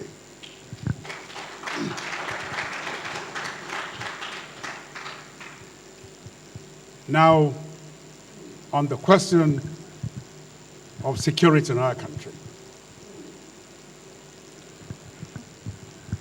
Anytime I read or hear news that our soldiers have been killed and our children are being kidnapped and so on and so forth, I want to tell you, it's not because the Nigerian army or Nigerian soldiers are cowards. No. We showed how courageous we are in the Second World War. We did in Liberia. We did with our own country here. We retrieved Nigeria from breaking up between 66 and 1970. We were in Liberia. We were in Sierra Leone. We were in Kenya. We were in the Congo, in Madoslis, and so on. We were in Tanzania. We were in Mozambique. Nigerian troops, Nigerian people. And we saved those areas. We can save our country. Support these men, for God, and women. Give them the resources. Give them the intelligence. And they would take aside all this banditry and all this terrorism in no time. I speak like this passionately because that's my life. I was a regular combatant commissioned officer of this army. And I led Nigerian officers and men in difficult times. And I know that they are not cowards. They can deal with this thing. They can deal with this thing. So please support them to do so. Give them permission. Give them the resources. And they will put to bed terrorism and insurgency in our country. Lastly,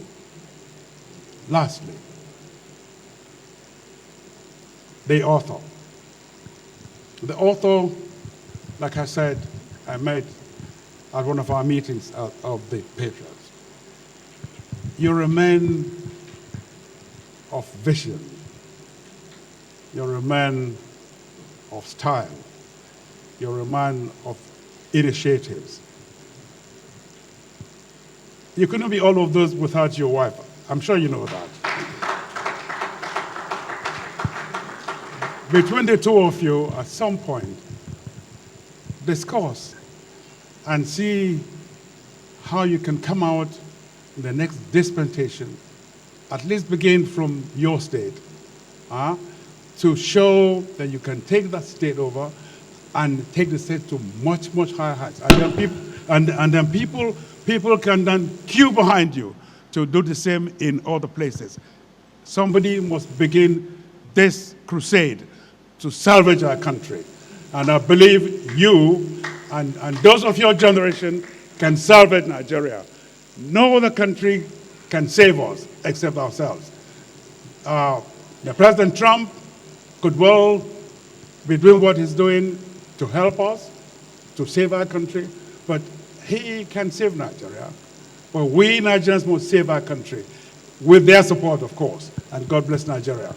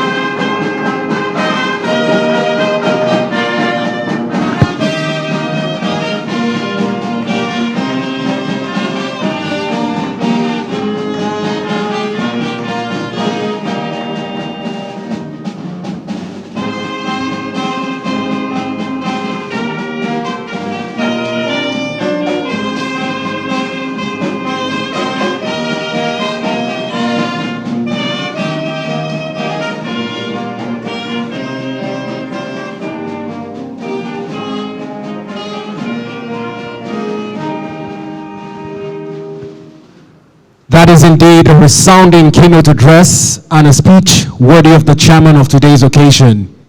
Needless that I recap some of the pertinent issues he raised.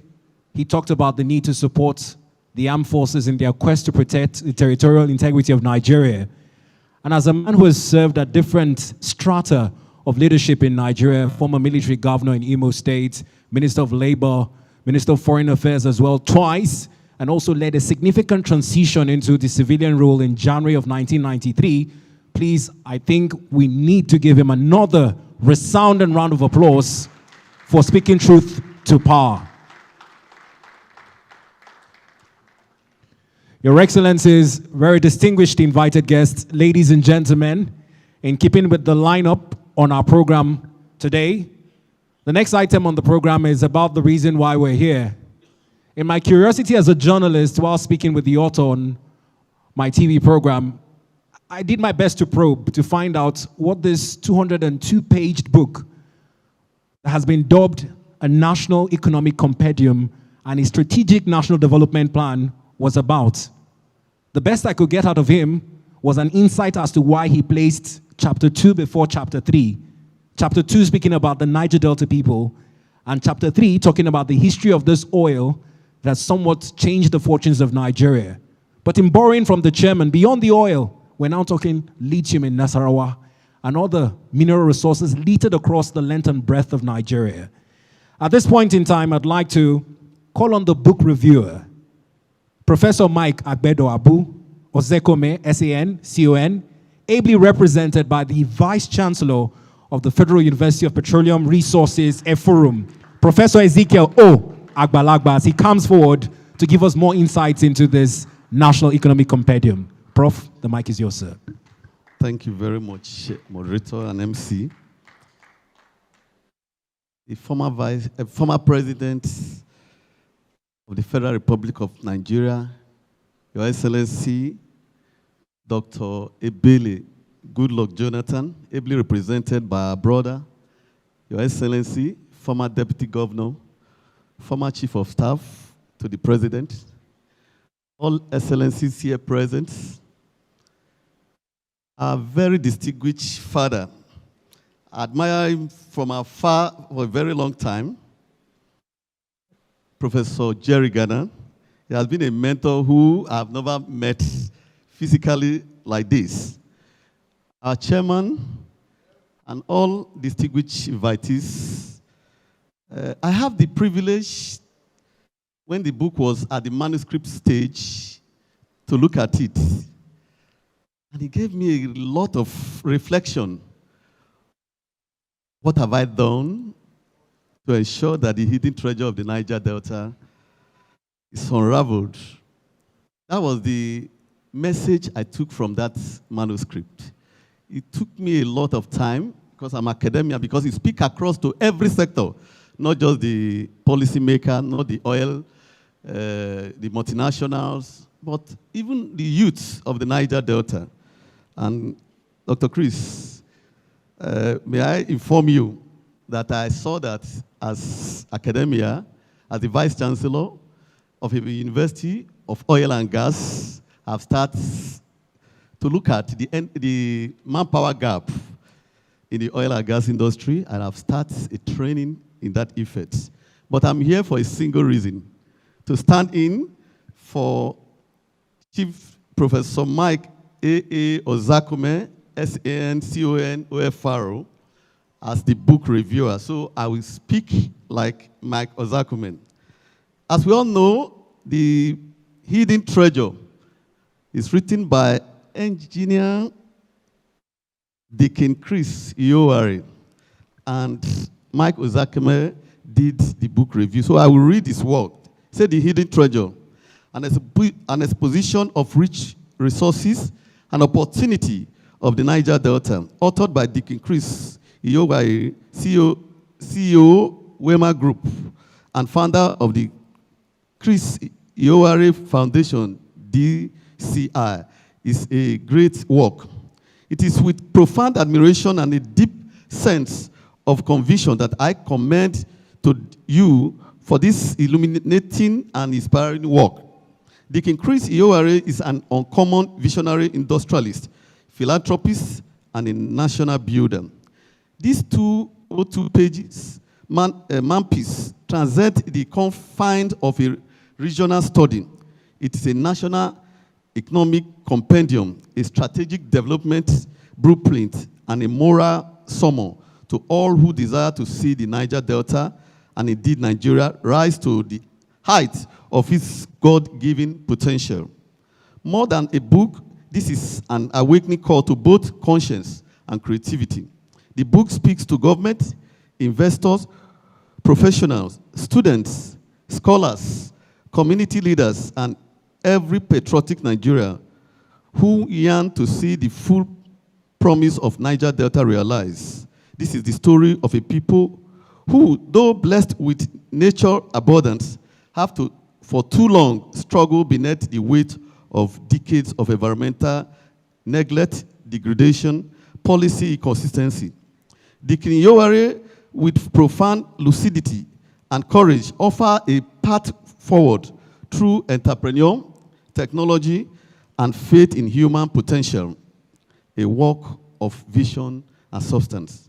From the very forward, penned by His Excellency, Dr. Goodluck Ebele Jonathan, GCFR, former President of the Federal Republic of Nigeria, the reader is immediately ushered into a discourse of rare depth and relevance. The tone is scholarly, yet accessible, patriotic, yet practical. Deacon Iowari speaks as one deep-rooted in the soil of the Niger Delta. Yes, he is a true son of the region who built the Wema Group into a multi-billion-dollar engineering and marine service conglomerate. He lived his life experience gives the book an authentic heartbeat, fusing passion with experience and pragmatism. His approach is analytical, historical, empirical, and visionary. It dissects the socio-economic anatomy of the Niger Delta with precision, while also unveiling its spiritual and cultural heartbeat. He does not just present deltas, he interprets destiny. Every paragraph bears the imprint of a man who has felt the heat in the kitchen and walked the talk.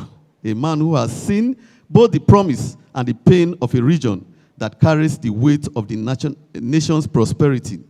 A nation where everyone wants to share the national cake without caring about how the national cake is baked. In this book, Deacon Iyoware becomes not only an author, but a bridge linking the bedroom to the grassroots, the entrepreneur to the policymakers, and the ordinary local investor to global opportunity. The journey through 14 illuminating chapters.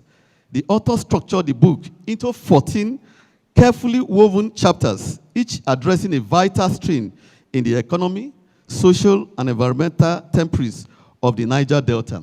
Chapter 1 talked about the Niger Delta, an overview. Chapter 2, the Niger Delta people. Chapter 3, historical development of oil in Nigeria. While chapter 4 ushers us into the oil and gas resources in the region. Chapter 5 talked about the security in the Niger Delta, leveraging technology to attract investment. In chapter 6, he gave us the investment opportunity in the oil and gas sector. While chapter 7, indigenous player in the oil and gas sector. Chapter 8 is the emerging potential of the Niger Delta. While chapter 9 analysis of the Nigerian oil and gas sector. 10 is opportunities in the marginal field. Chapter 11 gave us agricultural potential of the Niger Delta. 12 is the harnessing the blue economy. 13, mineral element diversity in the Niger Delta.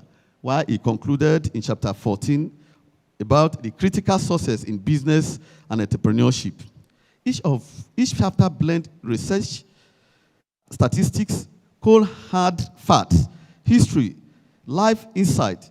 Together, they form a compelling argument for regional transformation through innovation, fairness, security, indigenous capacity development.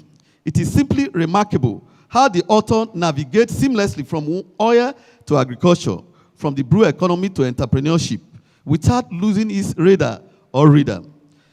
He treats the Niger Delta not as a single-issue region, but a multidimensional ecosystem of hidden resources.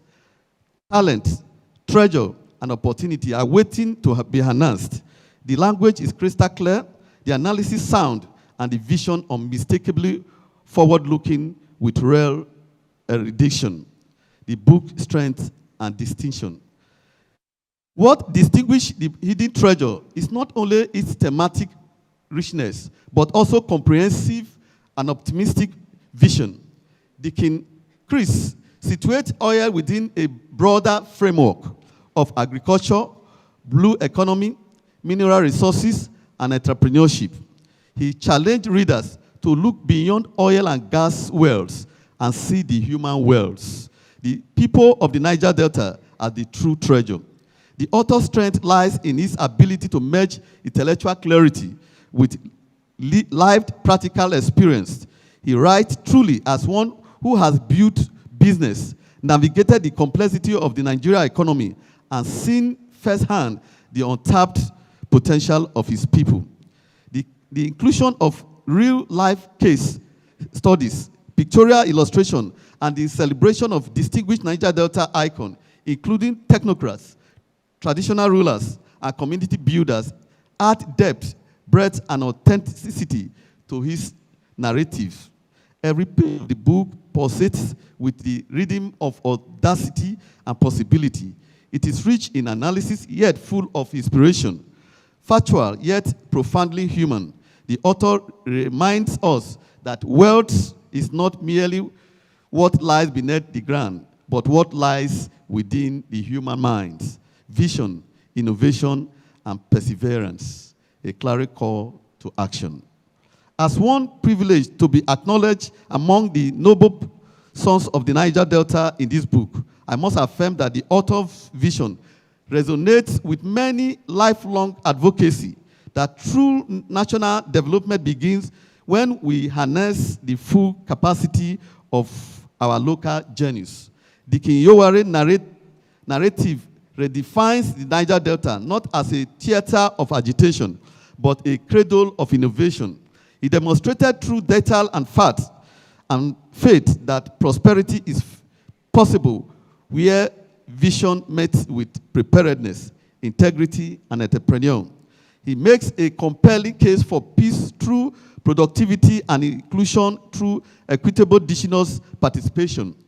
His deep insight on leveraging technology for security and investment attraction are particularly timely as the world transits into an era where data, digital tools, and clean energy will determine the next frontier of progress. Indeed, this book is that does not merely inform the mind, it stirs the soul, not merely agitates our intellect, it challenges our humanity.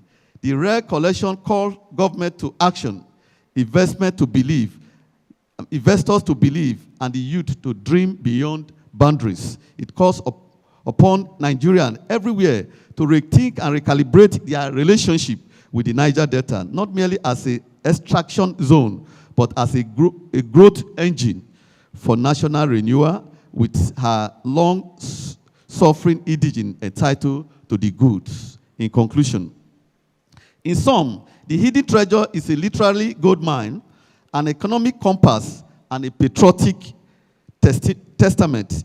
It invites all Nigeria, policymakers, investors, students, the academia, and citizens to rediscover the possibilities embedded within the region that powers the nation.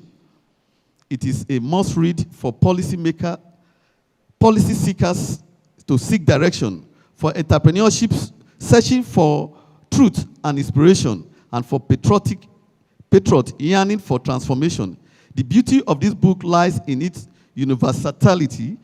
Though written from the perspective of the Niger Delta, its lesson applies to every nook and cranny of Nigeria and Africa at large. To read this book is to enlighten. To reflect in it is to be inspired. To act on its message is to transform the Niger Delta and Nigeria at large. I therefore wholeheartedly recommend this masterpiece to every true patriot and lovers of progress, prosperity, and peace. May this book ignite the reminiscence of the Niger Delta and become a reference point in Nigeria's journey towards inclusive economic revival and national rebirth. Thank you very much, and God bless. Thank you. Thank you very much, Prof. We appreciate you. Here's another round of applause for Prof.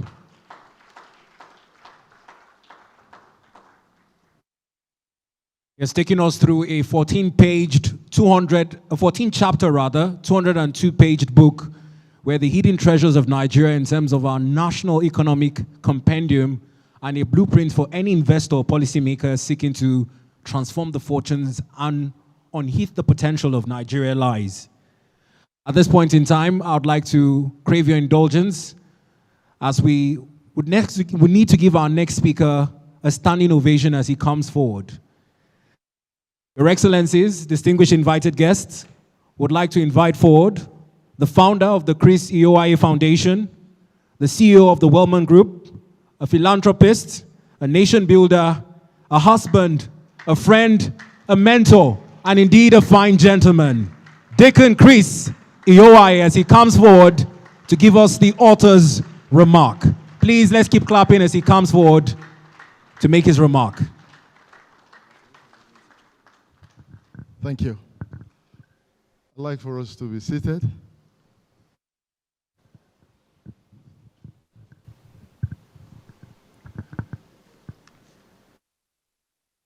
His Excellency, Goodluck Ebele Azikiwe Jonathan, ably represented by his former Chief of Staff, Chief Ogediome. Thank you, sir, for coming.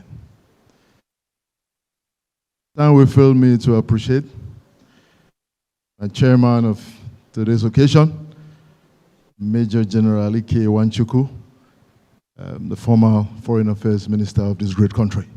Mr. Chairman, thank you so much, sir. What more can I say? Here seated is my own mentor, my father figure. Every time I call upon him, he has never hesitated. Professor Jerry Ghana. Thank you so much, my mentor, for coming. I have a long list of distinguished gentlemen seated here who have come to honor us on this very great occasion. Time will fail me to appreciate it. The most distinguished individuals that are here seated, my community leaders, my pastor, and of course, leaders of where I come from, the Urobo people. Thank you so much. And I also want to appreciate my friends who have come all the way, who have flown from everywhere. Olumide Akpata, a very good friend of mine, thank you, we are so grateful. Time will fail me as well to appreciate my in-law, who is here seated today, and the former, or the presidential candidate for the SDP in the last election cycle in 2023. My brother and in-law, thank you so much for coming. I'm so grateful to you, sir. Time will fail me to also appreciate the former Minister of Sports. Is here. We were in Warri a few days ago, and we had a great time. Most distinguished, thank you so much, sir. Here seated are friends and relatives and family members who have come all the way to come and make justice and to honor us on this great occasion. I haven't said all of that. Seated here today is the one who have been a helpmate all these years. My one and only, the queen of my heart. Thank you so much. And of course, seated are my children. Some of them have not been able to make it here. I thank them for the support, to put pen to paper. Time will also fail me to appreciate my one and only, the one I call the Diokpa. Diokpa Deli Ajufo. Thank you so much for coming all the way. Distinguished guests, ladies and gentlemen, I stand before you today with a heart filled with gratitude, humility, and profound hope for the future of our beloved Niger Delta, and indeed our great nation, Nigeria. Let me begin by sincerely thanking His Excellency Dr. Goodluck Ebele Jonathan, GCON, GCFRO, though ably represented today by His Excellency Dr. Michael Gadume, for the honor of writing the foreword to this book. With a man of his stature to sit down, and I gave him my manuscript. I was in his office to give him the manuscript. I said, Daddy, this is what I want to do. He said, okay, give it to me. I'll look at it and then put pen to paper for the foreword that you will see in that book. For his continued commitment to peace, dialogue, and development in the Niger Delta. His leadership left an enduring legacy of inclusion, justice, and belief in the capacity of our people. And I remain deeply grateful for this moral support. I also extend my heartfelt appreciation to our distinguished chairman of the occasion, Major General Ike Omasanda Wanshuku, CFRO MNI, for lending his respected presence, wisdom, and statesmanship to this event. Sir, your service to this nation continues to inspire generations. I'm equally grateful to Mike Gadume, Abu Ezekome, SENCO, and FRO, whose towering intellectual presence, patriotic voice, and fearless advocacy have always enriched our national discourse, as is ably represented today. I thank him for the honor of agreeing to review this book and for his continued encouragement. Distinguished ladies and gentlemen, this book, The Hidden Treasures in the Niger Delta, is not just a personal project, as it were. It is the product of years of reflection, lived experience, community engagement over the years, and a deep yearning to change the narrative of our region that has given so much to this nation, yet has received so little in return. For decades, the Niger Delta has been presented to the world through the lenses of conflict, degradation, and agitation. While these pains are real and must be acknowledged, they do not tell the complete story. Beneath the surface of our creeks, mangroves, rivers, and communities are burdens, resilience, brilliance, innovation, and untapped potential. Before 1956, the mainstay of our economy is predominantly agriculture. And like most economies of the world today, agriculture still remains relevant and will always be. But once Oloibiri was discovered, Nigeria moved from agriculture to exploration of the black gold. Between 1956 and 1960, we have already had 50 oil wells producing in commercial quantity. Consequently, our economy, the Nigerian economy as it were, was redirected in the way of hydrocarbon. Ladies and gentlemen, hydrocarbon in all its glory, is less than 130 years. It therefore means that before 130 years, it has always been in the ground waiting to be discovered. Suffice it to say, therefore, that before hydrocarbon, there were mega businesses crisscrossing international boundaries. And after hydrocarbon, there will be mega businesses. With the current trajectories around the world, I dare say that hydrocarbon is on its way out. Most of it is not considered dirty. An alternative source of energy is being sought everywhere, with carbon emission now a big business.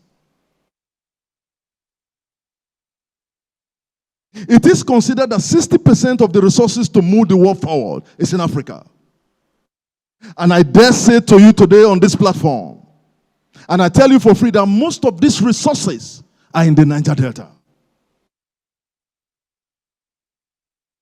In this book, The Hidden Treasures, I've put together a compendium of my works and engagement in the business space for almost 3 decades. The Niger Delta, both in human and natural resources, is a gift to our world. And most of it remain untapped until tomorrow. I can tell you for free that beyond oil and gas, there are treasures waiting to be responsibly harvested in the Niger Delta. As you will see in the book, just like they say in the northern part of this country today, lithium is the new gold.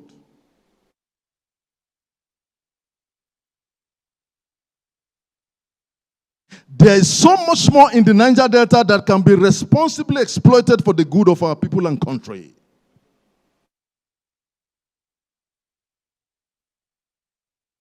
That's why I tell you and I introduce to you the Dick Yoy Foundation. That beyond documenting my thoughts on the hidden treasures in the region, let me inform my most revered audience seated today that beyond that, there's a noble and higher purpose in producing this book.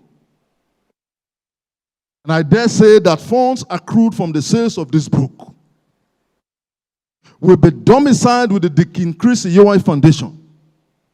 The Dick Yoy Foundation has 3 main core area of focus and interest.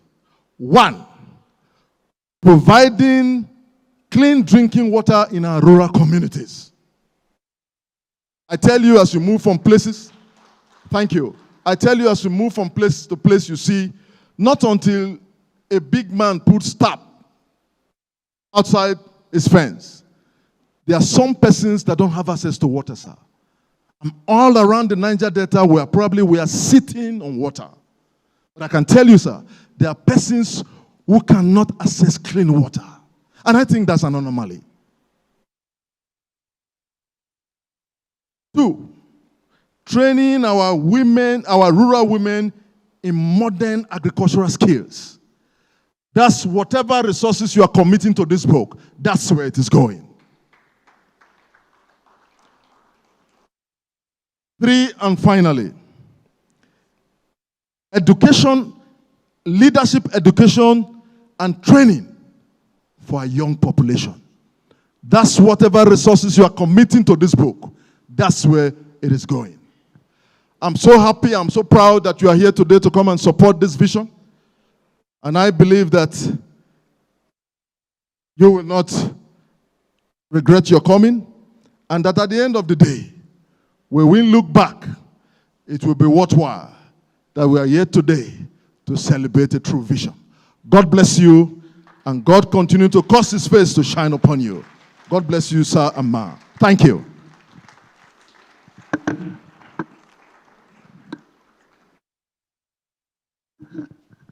Please, another round of applause for the author and the reason why we're here today. Listening to him speak, you can hear it in him, the passion and the vision to ensure that we have a restructuring, much like our chairman has also advocated for. Resource control should go to the federating units so we can unearth the potential of Nigeria, or in other words, find the hidden treasures, particularly in the Niger Delta.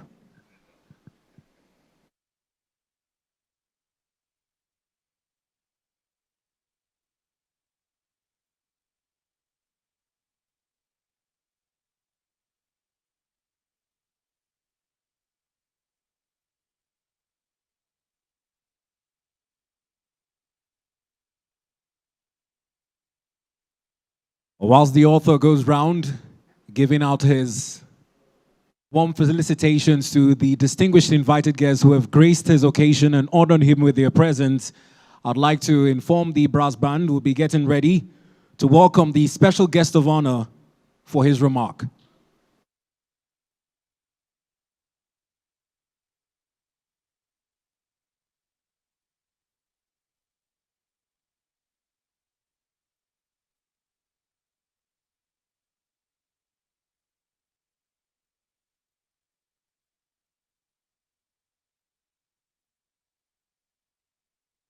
Thank you very much, sir. Please, a round of applause for him as he makes his way back to the seat. Thank you very much, sir. Without further ado, our next item on the program is item 10, remark by the special guest of honor. The special guest of honor for today's occasion also did the honors of penning down the foreword to the book which we're celebrating today. And it's in no mean feat as we recognize His Excellency Dr. Goodluck Ebele Jonathan, GCON, GCFR, former President of the Federal Republic of Nigeria, ably represented by his former Chief of Staff, His Excellency Dr. Mike Ogeodame, as he comes forward for his remark.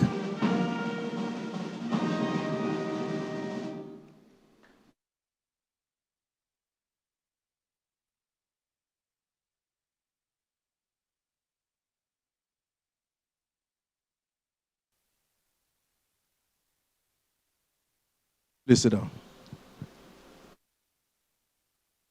The chairman of this occasion, our own dear General Ike Nwachukwu, I'm always happy to see you for your great services to our country. We are grateful for your life. You have remained so strong and ever handsome. The man of the moment, on whose account we are here today, the King Chris Iowari, the author. I think I will style you as an industrialist and evangelist. I like to appreciate you especially because, you know, modern evangelism has been faced with people who just talk about unmerited favors, unmerited glory. But it's very clear that in your own evangelism, you want merited favors, merited profits, not just collections and tithes. I congratulate you. Our elder statesman, Professor Jerry Ghana, the man who does everything well. And my dear brother, wow, Olumide Akwata, I can't find him now. Distinguished ladies and gentlemen, I'm here to stand in for my boss, Dr. Goodluck Ebele Jonathan, former President, Federal Republic of Nigeria, who unavoidably had to travel this morning to Guinea-Bissau for monitoring of the elections that is coming up there at this time. He sends his goodwill to the author and also to the audience that is here. As you already know, he wrote the foreword for this book. I, for one, have not seen the book up to this moment, but from the foreword, he endorses every aspect of that book.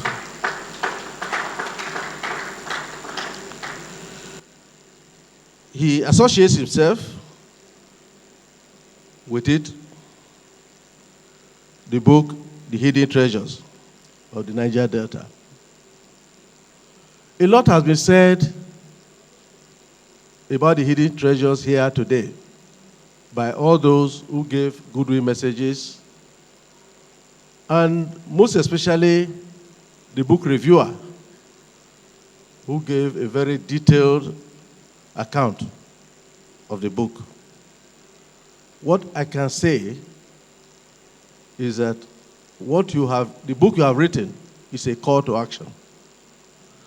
Because a lot has been said in the past, a lot is known, but when you don't bring action to it, potentials remain potentials. And potentials are only rewarding when they are realized. Deep inside here, you can have tons and tons and tons of gold, of diamond, of uranium, or whatever. It remains zero until it is mined and brought out. The book, from what we have heard, is trying to emphasize the abundance of these resources that are embedded in Niger Delta, not just in oil and gas, in the blue economy, in the derivative industries, in agriculture, and even in the people themselves. These are all treasures. In the past, when I was deputy governor between 1999 and 2007, we had this same Brace Commission. We used to have meetings of South-South governors. At a point, it was enlarged to include members of the National Assembly. And these meetings were held from state to state. It was about regional economy, mostly. But action could never be taken because competition for power took control of that commission. At a point, everybody in Niger Delta was a governor, wanted to be a vice president or an unknown president. because Obasanjo was president from the south, and the next president was going to come from the north, but nobody knew who that president was. But everybody started scrambling to become a vice president to whoever will come. I was glad recently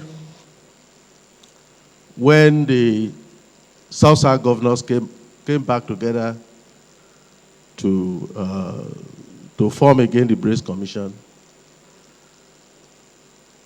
We do hope that the fate of the first one will not befall the present one. Our advice on this occasion is to send a message to them that there is need for action. And that action can only be taken in practical terms, not just saying it without showing political will, the right political will. They should move further to create the vehicle, the investment vehicle that will detail out the investment opportunities and market those opportunities. Set up a body that will market them across the states, across the region. The Niger Delta is supposed to be the economic hub of this country. It's supposed to be home to the biggest seaports in this country because we are the only area where you have the deep sea port that should be developed. And from the Niger Delta, you can reach every part of this nation, particularly the north, the middle belt, and the north. There is need to harness our resources at this point in time for proper fiscal development. Too much talk over the period. I will also recommend this book to the academia and the business sector, the industrialists. We must find a way to project it internationally because the opportunities are there and we need investors that will help to develop the region. As the program was going on, I did, as the author, I thought the goodwill messages should have been a mix with the next level, the unveiling of the book.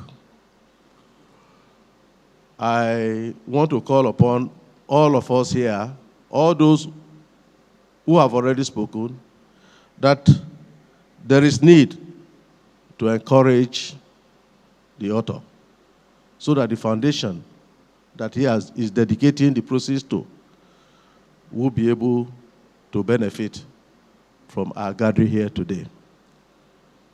So on behalf of President Goodluck Ebele Jonathan, I congratulate the author and I thank each and every one of you for coming here to honor him. Thank you.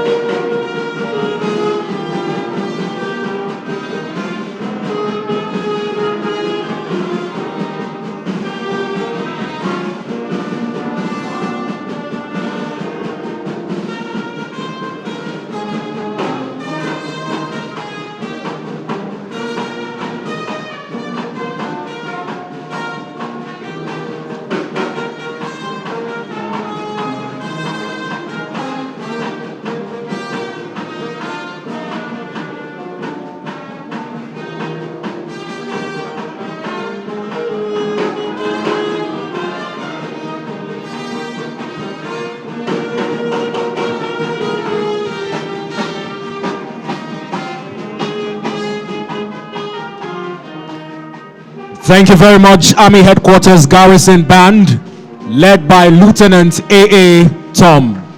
Thank you very much. Your Excellencies, very distinguished invited guests, ladies and gentlemen, we're about to get to the crux of the matter.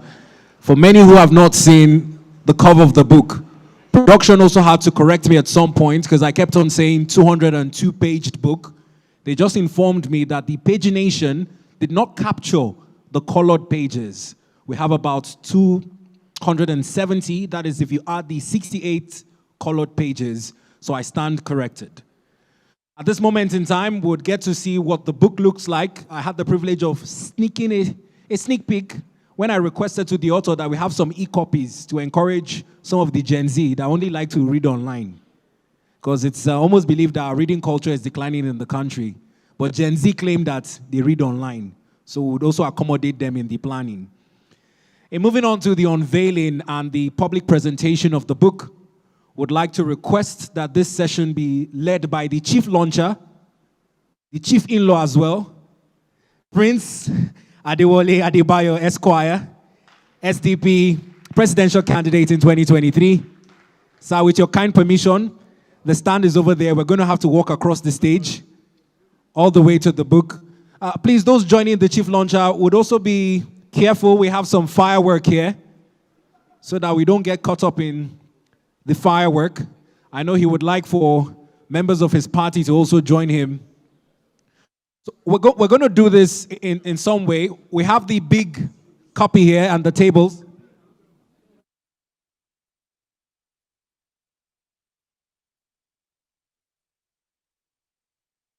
Now, there are two rows here which would not get mixed up.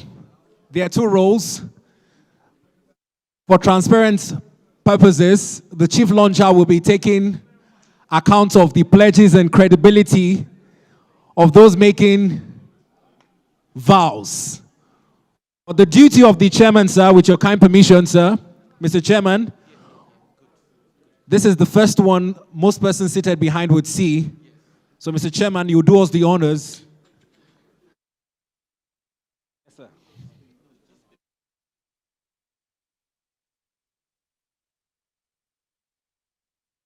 sir. Gentlemen of the press, please, let's also do well to give those sitting behind some way to see what's going on here.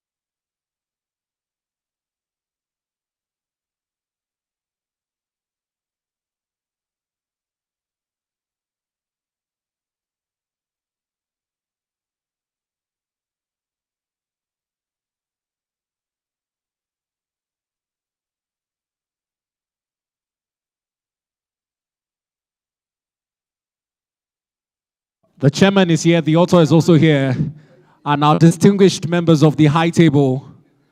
We're going to spell the region where we want to see its hidden talents unveiled, the Niger Delta. So at the last mention of the last letter A, would unveil it. Are we ready? For those who know how to spell Niger Delta. Can I have an N? Can I have an I? Can I have a G?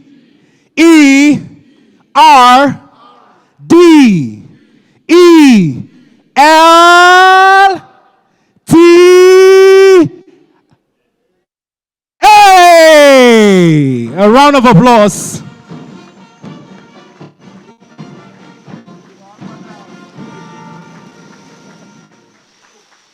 Thank you. Our very distinguished invited guests, you can now take your seats, please.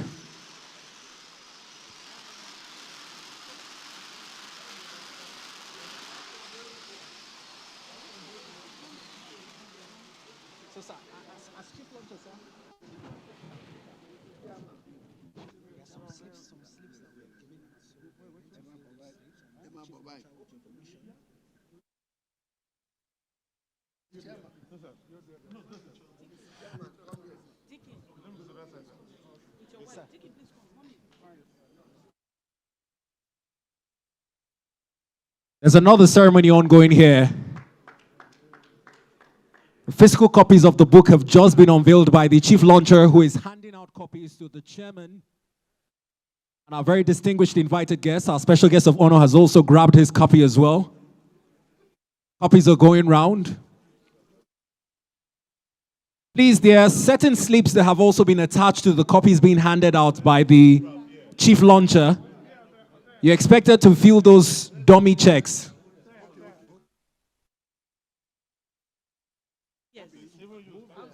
Please, as you receive your copy, can we go upstage? Please, so that the stage will accommodate all of us. Gentlemen of the press, let's also please do well to make room. All members of the high table who have received copies, please be up on stage.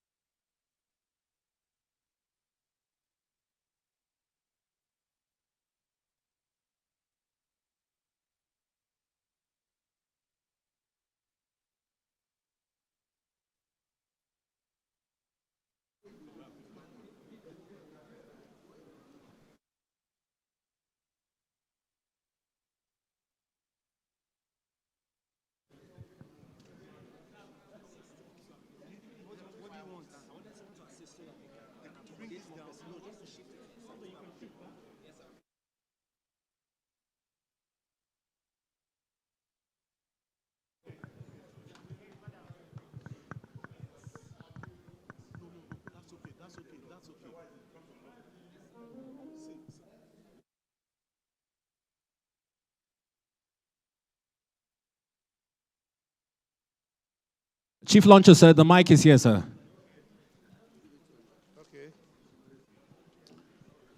Your Excellency, the special guest of honor, Mr. Chairman, Your Excellency, General Nwachukwu, the authors, ladies and gentlemen, it's a great honor to do this in-law duty. I've been commanded by my in-laws and my wife to commend this book to you. But it's an important book. You've listened to the review.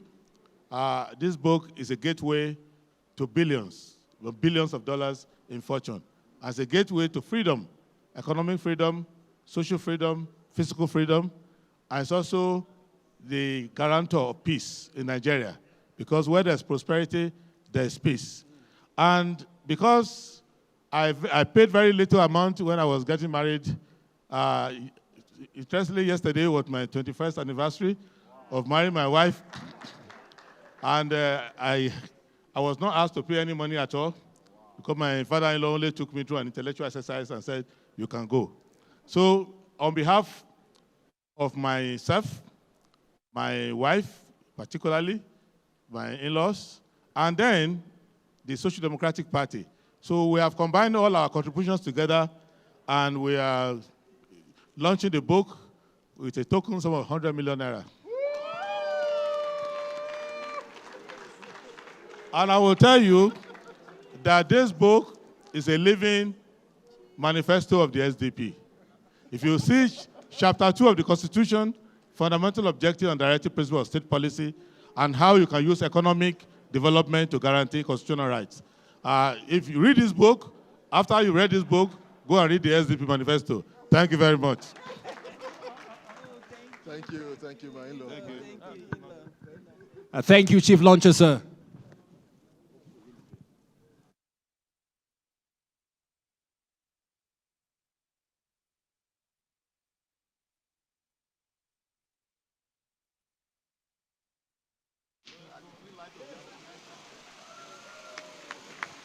Let's celebrate this moment.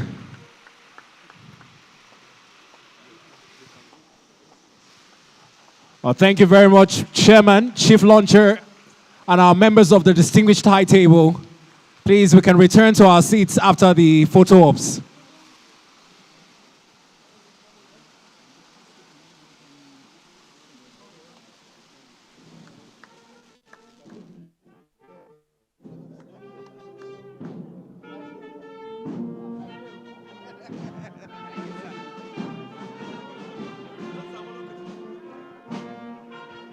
Alhaji, barka dai, sir. Prof, nice to meet you again, sir. God bless you for all you do for us. We appreciate it, sir. Sir.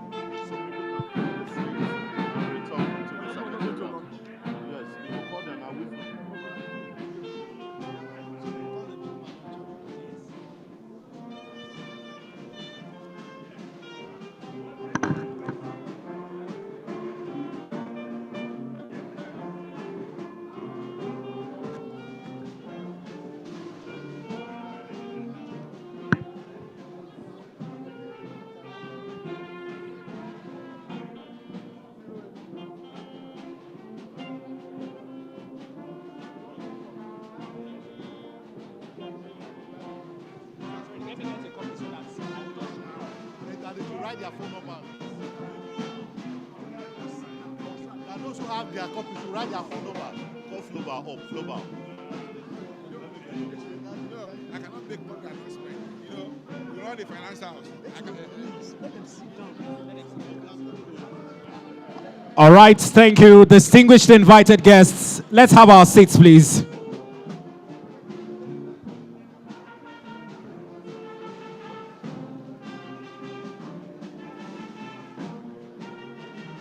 All right.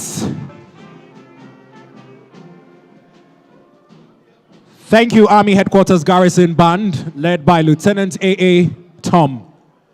Very distinguished invited guests, please, let's maintain decorum as we return to our seats.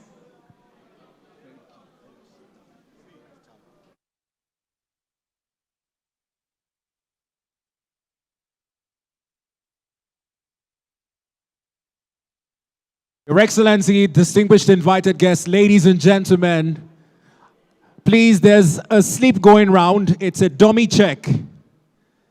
It's a dummy check. We're also keeping with tradition.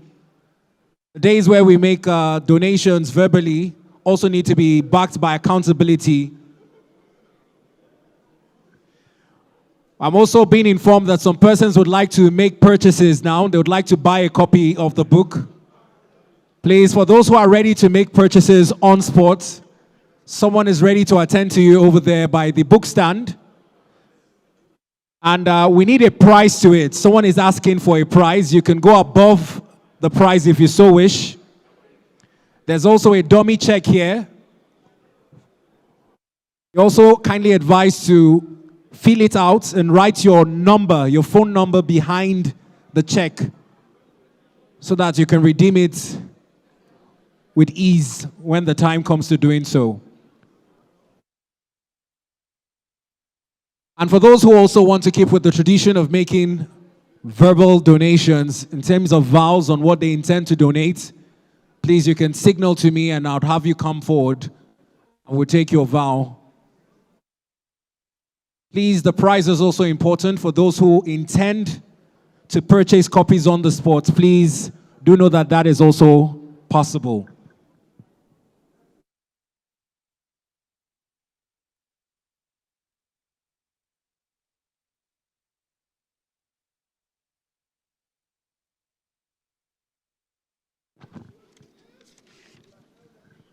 Much like the Social Democratic Party has done, they've supported this launch with 100 million naira.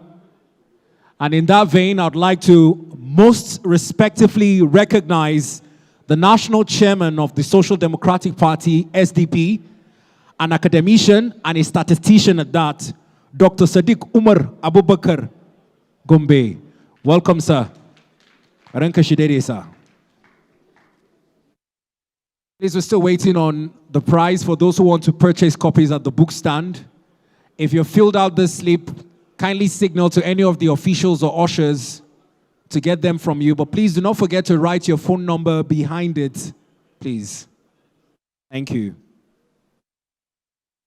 can signal to any of those wearing white, the DCI Foundation, with the tag officials, please.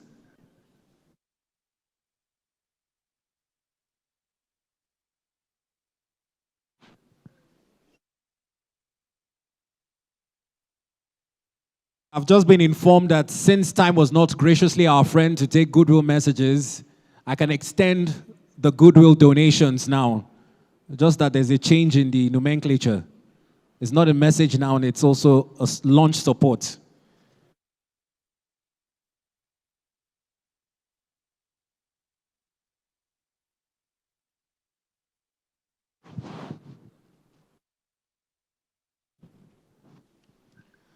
I've now been so graciously also fielded with the prize. I've been informed that for a hard copy of the book at the book stand, it's just 200,000 naira. Just 200,000 naira. And for our Gen Z, soft copy, aka online copy, is 150,000 naira. You can get it furnished into your device just at the book stand there. Now, in taking more goodwill donations to support the launch, I'd like to most respectfully revisit our lists of those who were supposed to give goodwill messages, but for time at the moment, I'd like to come to a very seasoned academician and a lecturer back then, as I remember him in the University of Jos, before he was appointed as Minister of Youth and Sports, and one of the pioneers for local government autonomy, because at some point he was also a chairman of Langtang local government area. I'd like to respectfully invite Solomon Selkap Dalong as he comes forward to make his remark and also support the book launch. Please, a round of applause for him as he comes forward.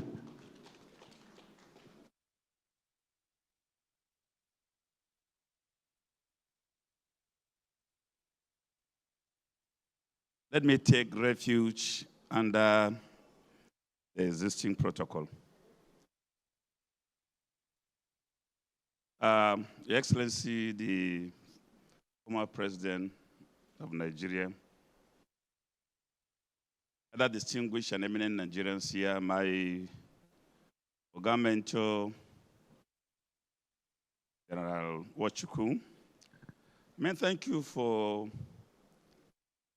the sound voices on the need to revisit the constitutional framework of this, our union called Nigeria. And I think it's hypocritical for us to continue to pretend that Nigeria can move forward the way it is. Historically, I knew as a fact that in 1954, our founding fathers met in Lancaster House and agreed on the nature of the federation that will govern Nigeria. And I think unless and until we go back to Lancaster House, we will wallow for too long in the wilderness without a direction. As it stands today, the definition of Nigerian democracy is kidnapping, killings, looting, killing of even servicemen, and everything negative about this country. So I think we need to quickly go back to the drawing table and revisit the issue of restructuring. So, sir, I concur. To the auto, I didn't know that you are a firebrand speaker. I think the church captured you earlier. Otherwise, you would have been with us here and you would be a different brand of khaki, advocating for a better country. Thank you very much for the industry invested in this publication, and I think the younger ones will benefit more.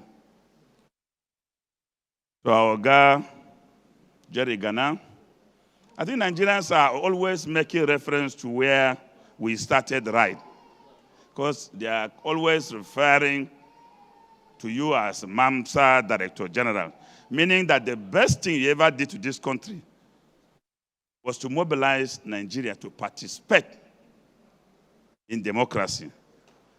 And I think since we missed our way, we are still walloping around Sambisa Forest. We need to retrace our steps, come back to where we levied in 1987. Because I knew MAMSA came to my village in Sabogila in 1987 and addressed our people and on the needs and the role to participate in democracy. I think we need to do that. My friend, the in-law, the presidential candidate of Social Democratic Party, man who represents the generation with which we need to trust with power. I think the problem in this country is that we have everything. The only thing we are deficient is leadership. The only treasure we are deficient is leadership. And I think the younger generation have young people who are pushing themselves out. The author has also been invited to join. And I know many seated here will join, come out, provide leadership for this country, because those who built Nigeria were not all people. The history of those who built this country, even when Jerry Ghana was doing Mansa, he was not an old man. Gawan wasn't. Neither was IBB. Neither was Buhari.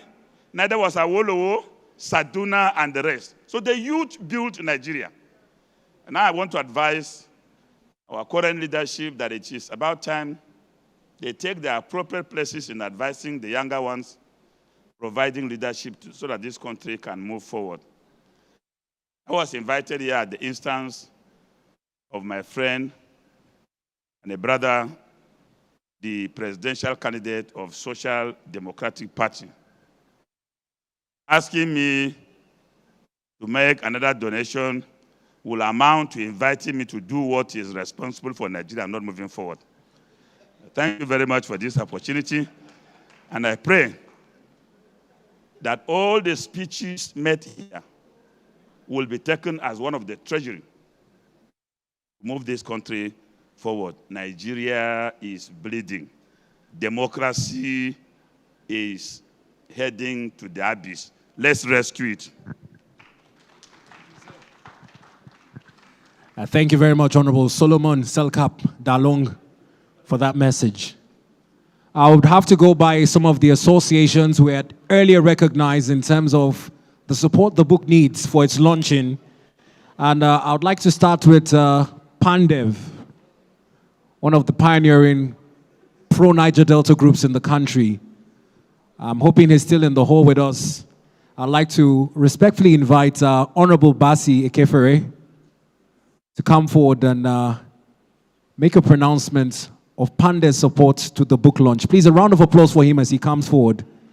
Thank you.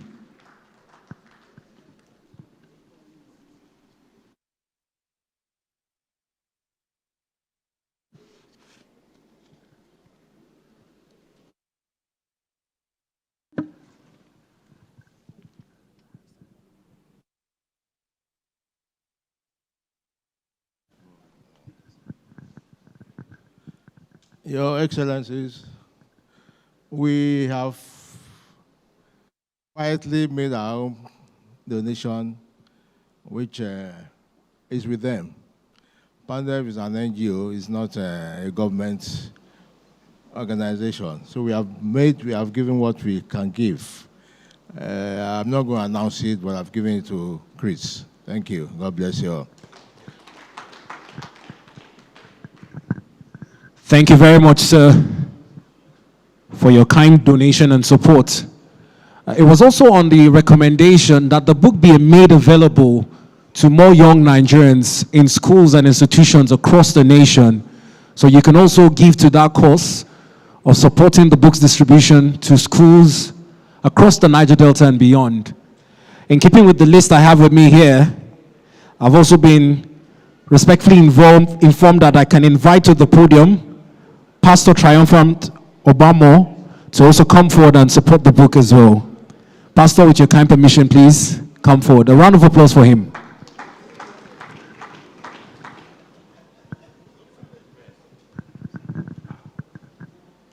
A lot of people are saying I should pray, but I'll make my own donation quietly. You know, I'm a priest, and we do everything with discretion. Definitely, it will be well supported. Thank you so much. Thank you very much. A nobleman's word is gold. And much like the good book says, what your left hand gives, your right hand should not know about. At this point in time, we would also do our best to go through some of the names we had earlier recognized who intended to speak. Please do not be constrained by the fact that it is important to buy a donation. I'd like to most respectfully invite to the podium, if he's here present, Veteran Olawale Okunui, if is here present, to kindly also make. Yes, please.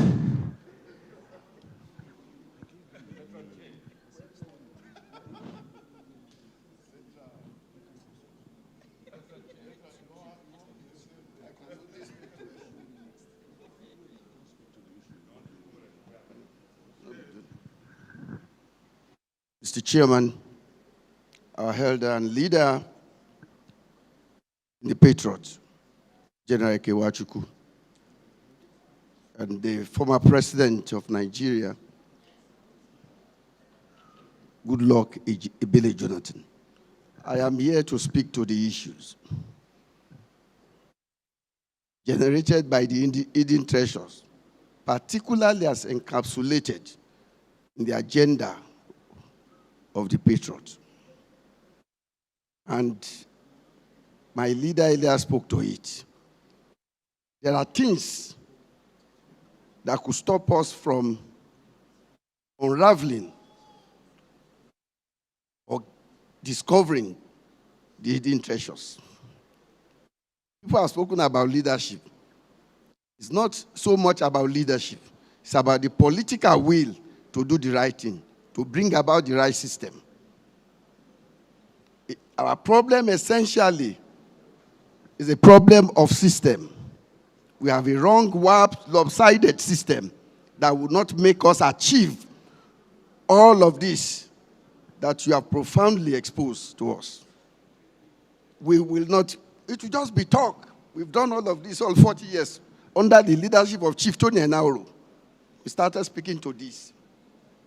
Because the system foisted deliberately by those who captured the state is warped and will never make you to get the hidden treasures of Nigeria. Nigeria everywhere is embedded with hidden treasures, but there is no system to unleash it. Therefore, the urgency of now is for us collectively to begin to engage those in power in form of organization as launched on last Tuesday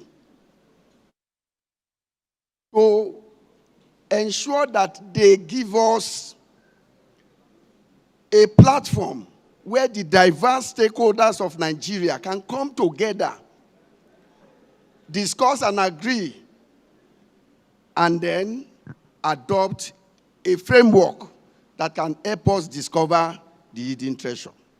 That way, we need either a referendum or a constitutional conference. I have studied and I've done comparative analysis of government in Nigeria from 1886 to 2012. As a matter of fact, that led us to the 2014 National Confab after engaging government under Goodluck Jonathan at that time. And I see that the most robust of government in Nigeria was under Babangida.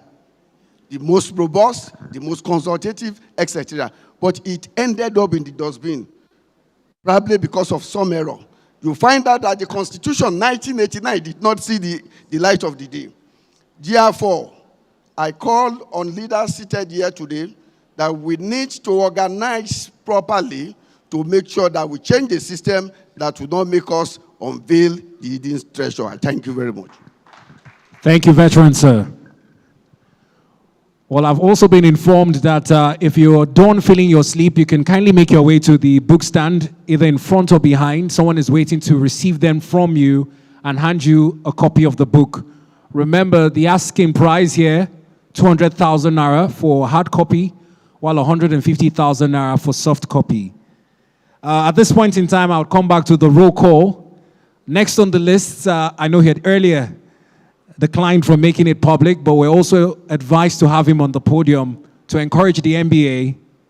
I would like to very respectfully invite Barrister Olumide Akpata on stage for his pronouncement as well. Barrister, sir, with your kind permission. Please, a round of applause for him as he comes forward. Thank you very much.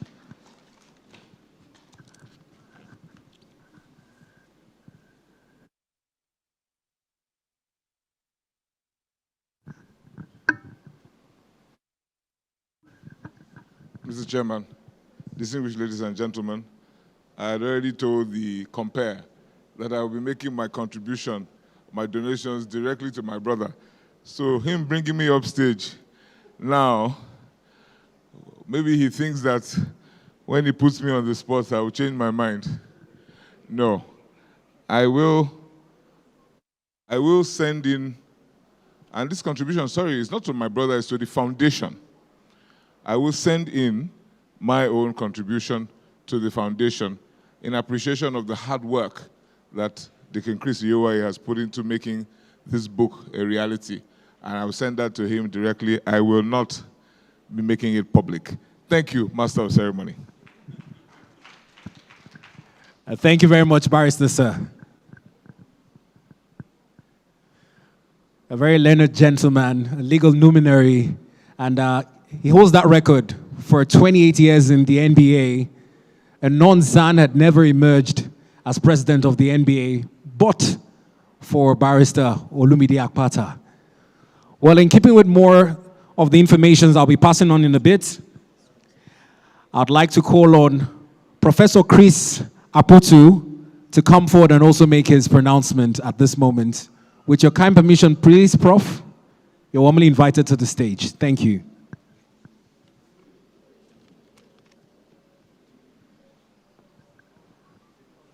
Thank you very much, MC. I'm always willing to support my brother Chris, but my Vice Chancellor is here, so I won't be in a hurry to mention something here, but be rest assured I will do the needful. Thank you very much. Please, a round of applause, please, for Prof.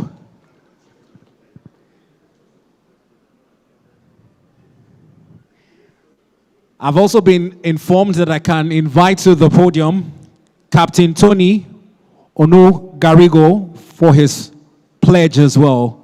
Captain Tony Onogarigo. Please, a round of applause for him as he comes forward.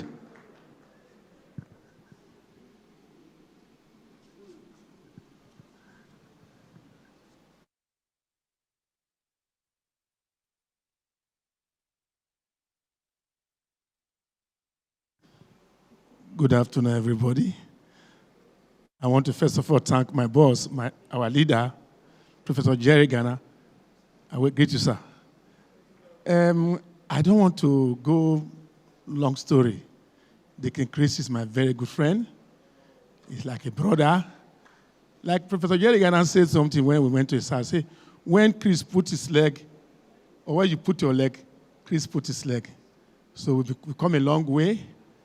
I was the head of Urobo, UPU, for some years. Deacon Chris is also head of Isoko for some years. And one day we sat together and we said, Chris said he wants to host Isoko and Urobo. That is the beginning of the whole story we're having here today. And Chris put me and him on the same table, and we did Urobo Isoko Union. And I was a PG. So coming here on this book, there's nothing he has done in his life, so long as I know him, that I have not been part of it. So I will not say anything here. Chris, no, if I call Mama tonight, I go say I seized the show. The last show I went, say I seized the show. So I will not say anything. I will see him personally. We don't talk much in our place, but we do it with actions. Thank you very much.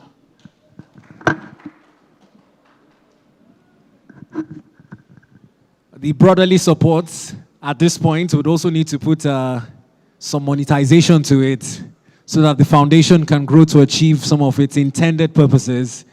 If you've been up on stage, we know that your being here today means that you're totally in solidarity with Deacon Chris Iyowaye and his foundation, the Wellman Group as well, and all the intended purposes. But the course on ground is the hidden treasures.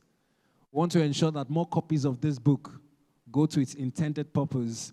And to do that, would also need some of your financial muscle to be able to push the vehicle forward. At this point in time, please, would also like to once again announce that we still have soft copies and hard copies of the book here. For hard copies, 200,000 naira. You can go above and beyond. For soft copies, 150,000. And for those who have filled out this dummy checks, please don't forget to put your number behind. Some of the officials wearing the T-shirts in white would receive it from you and hand you a copy of the book as well.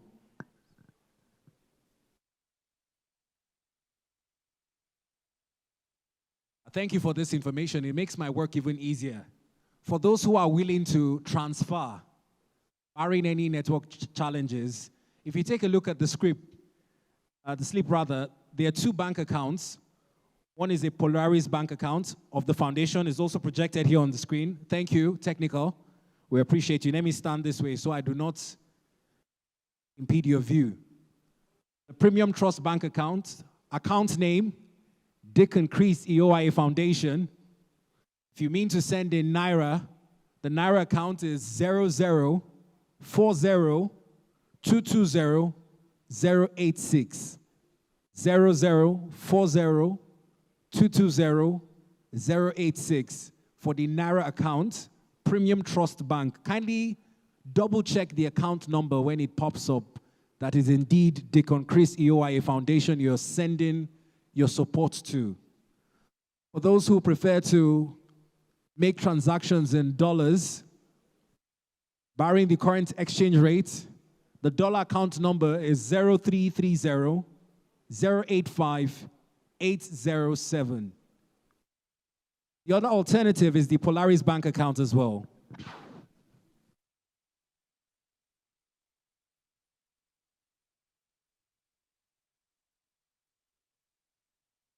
And for the Polaris Bank, same account name, account number in Naira, 1140-380-783. The author of the book has also just communicated that he has graciously given us a book subsidy. The price has been slashed from 200,000 Naira to 100,000 Naira for the hard copy, whilst the soft copy goes at 50,000 Naira. I think he deserves a round of applause. Please do well to maximize this book subsidy that is ongoing currently. Hard copy is 100,000, soft copy 50,000. The account details are still well on the screen. We still have both copies in the hall with us.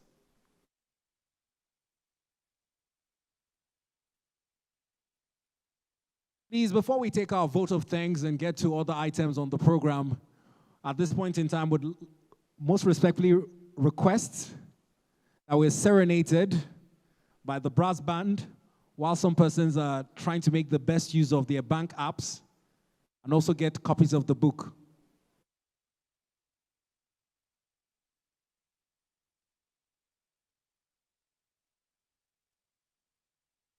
With your kind permission, please. Would like to meet you, sir. It's a pleasure to meet you. My name is Chris Udi. All right, okay. Sir, I would like to ask, what does today's unveiling mean to you personally? Yes, as a worthy son of the Niger Delta, it means a lot to me. It's also it's a wonderful moment whereby we once again display to the whole world, especially Nigeria, the hidden treasures of the Niger Delta and how we can harness these resources to build the wealth and also for the betterment of the people of the Niger Delta and Nigeria as a whole. I know the author to be one of the intellectuals from the region, and he has successfully assembled this wonderful body of knowledge to be used for research, and of course a great expository to further the cause of a struggle in the Niger Delta. So I use this opportunity to once again commend him for what he represents and the courage and perseverance for him to assemble this body of knowledge together so that we can is another force in academics, so that they should know that we in the Niger Delta, we have a full knowledge of what the Almighty God has deposited in us, and that we are ready to explore it to the fullest, so that the people of the Niger Delta and of course the people of Nigeria can make adequate use of it. So we know these things. So I want also to use this opportunity to congratulate my very good friend, Deacon Chris, who was also my namesake. And I also say that may Almighty God continue to give him the strength to also build on the existing treasure and the body of knowledge that we have already established. He has proven once again through this book to be one of the force in the Niger Delta and of course Nigeria that we can reckon with. So I wish him very all the best. Thank you. Thank you so much. You've said a lot of insightful things. Yes. Thank you. Hope you enjoyed the event. Thank you so much. That's all for now. All right. Thank you so much. Okay. Good morning, Ma. Good morning. My name is Miracle. Would like to meet you. My name is Chief Dr. Linda Eyaikburi. Okay, nice to meet you, Ma. So I would like to ask, what does today's unveiling means to you personally? Today's unveiling means a lot to me because the author in question is my uncle. It's not just my uncle, he's a uncle I'm very proud of and I'm very close to him. So that is why I'm here, to celebrate him. I love books, and you know, the fact that a member of my family has written one is a thing of joy to me. So I'm here to celebrate with him. Thank you so much, Ma. Okay, I would also like to ask, from your understanding, what do you think that this book, or why do you think this book is important for national development? Okay, my uncle that I know is an advocate for equity and justice and fairness. I'm also an advocate for equity, justice and fairness. And I see this book as a book that would direct a lot of wrongdoings in Nigeria presently, because where we are in the country is no longer pleasant. And we cannot continue to pretend that everything is okay. Yes, I have a bit of a law background, and sometimes when I see a lot of things, people are so unfair to the country.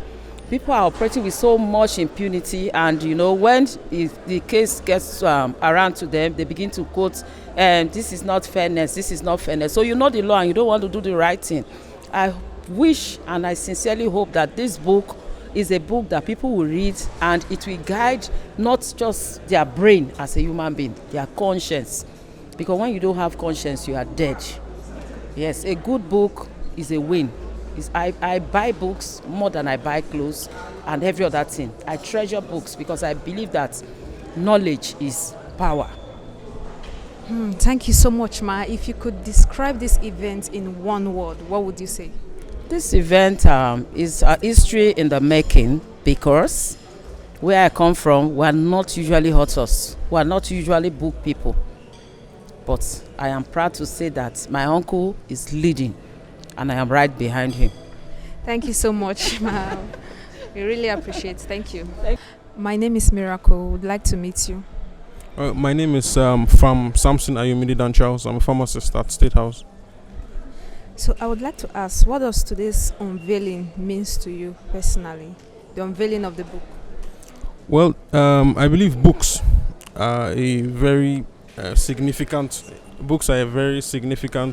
source of knowledge, and we are somewhat lacking in knowledge in general. No human being is above any form of knowledge, and this is a wonderful example to see a prominent individual with a wealth of experience and knowledge give out from his wealth.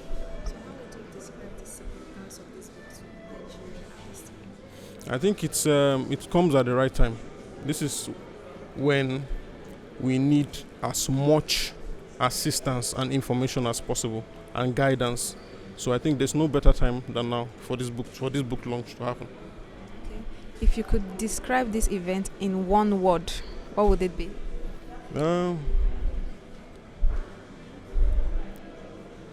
Relevant. Thank you so much, sir.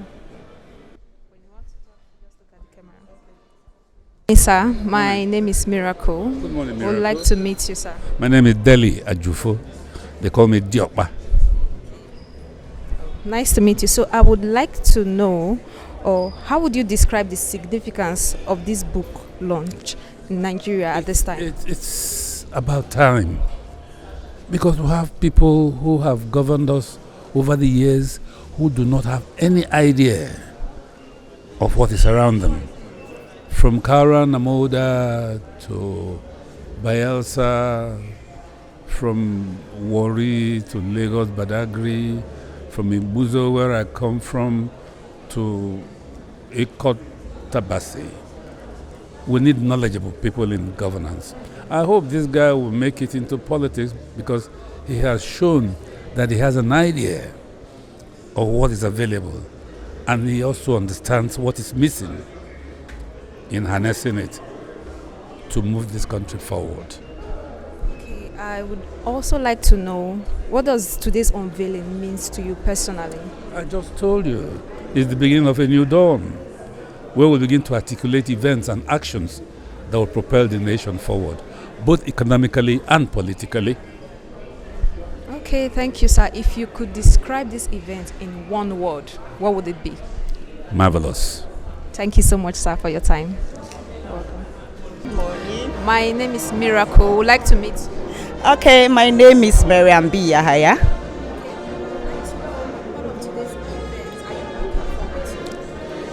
I'm looking forward actually to the book launch itself. I want to know what the books entail, the hidden treasure. What does it really mean? That's all I'm looking forward to. Oh, I would say excellent and beautiful. All right. Morning, Ma. You look amazing. So, would like to know, what are your expectations for today's event? Well, my expectation for the book launch is to expect excellence, and I'm so excited to be here. With what I've seen, I know that it's going to come out great. Thank you very much, Ma. Do you know? Okay, thank you very much, Ma. We hope you enjoy it. Thank you so much. We would like to meet you. I am Obama Triumphant Mega, and nice to meet you. You guys are looking sharp this morning. Thank you, sir. So we'd like to know, what does this event mean to you personally? The unveiling of the hidden treasure, to me, it's a necessity for the entire world to know there are treasures that have not been explored. An exploration of these treasures can turn things around. What you don't know, you don't know. But when you begin to know what is available, then you can know how to engage it to turn things around. The treasures in this country, particularly in Delta State, cannot be overemphasized. And I believe that the unveiling of this book will mark the beginning of a turnaround, not just in Delta State, but globally. It's going to be a great time. I'm believing God that this is the turning point for Delta State. This is the turning point for Nigeria. This is a turning point for investors. This is a turning point for you and me. Thank you.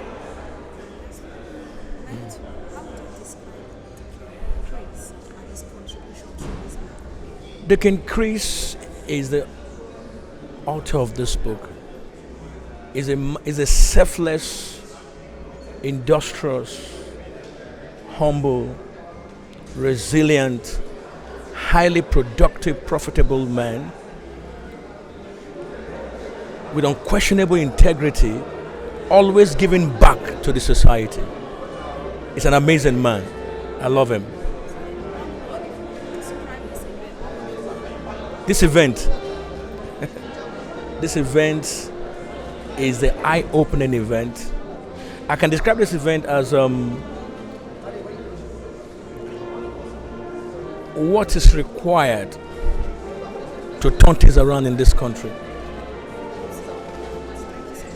Thank you. I'm looking forward to the official unveiling of the book. I am an academic myself, and I know what it takes to put down thoughts on paper. So I can't wait to see the book being unveiled so that I can grab a copy to savor the content. Thank you.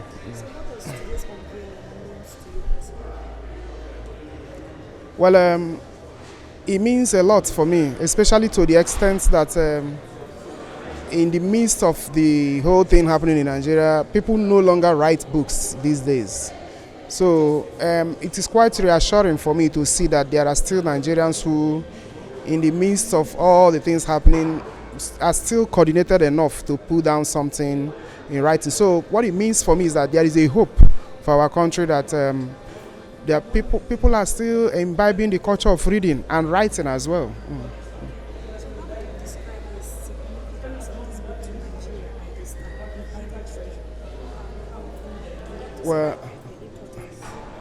Well, I've not read the content, so I might not really go into the details of the significance of the book to Nigerians, until I am able to see what it contains. But for me, the most important thing, I'm looking at it at the periphery. The most important thing here is that someone has been able to put down thoughts on paper.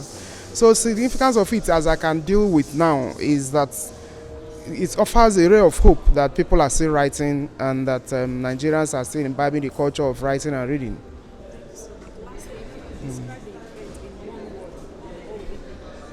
Superlative. It's my pleasure. Ma, you would want her to introduce herself too, right? Yes. Okay. Good morning, ma. Good morning. My name is Miracle. Would like to meet you. Okay, my name is Ajia Ngozi Omona Ishola, the President General of Anioma Women Forum and the National Women Leader of all Anioma Women Wings, both daughters and wives. Would like to meet you too. My name is Joya Gazuma, Welfare Anioma Women Forum. So what part of today's event are you looking forward to?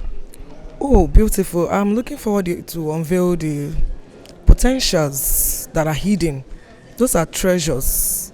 Apart from the oil and untapped gas, talking about the untapped gas in the Undukwas, the riverine area, we have untapped creativities within Niger Delta region, which I'm looking forward for him to unveil.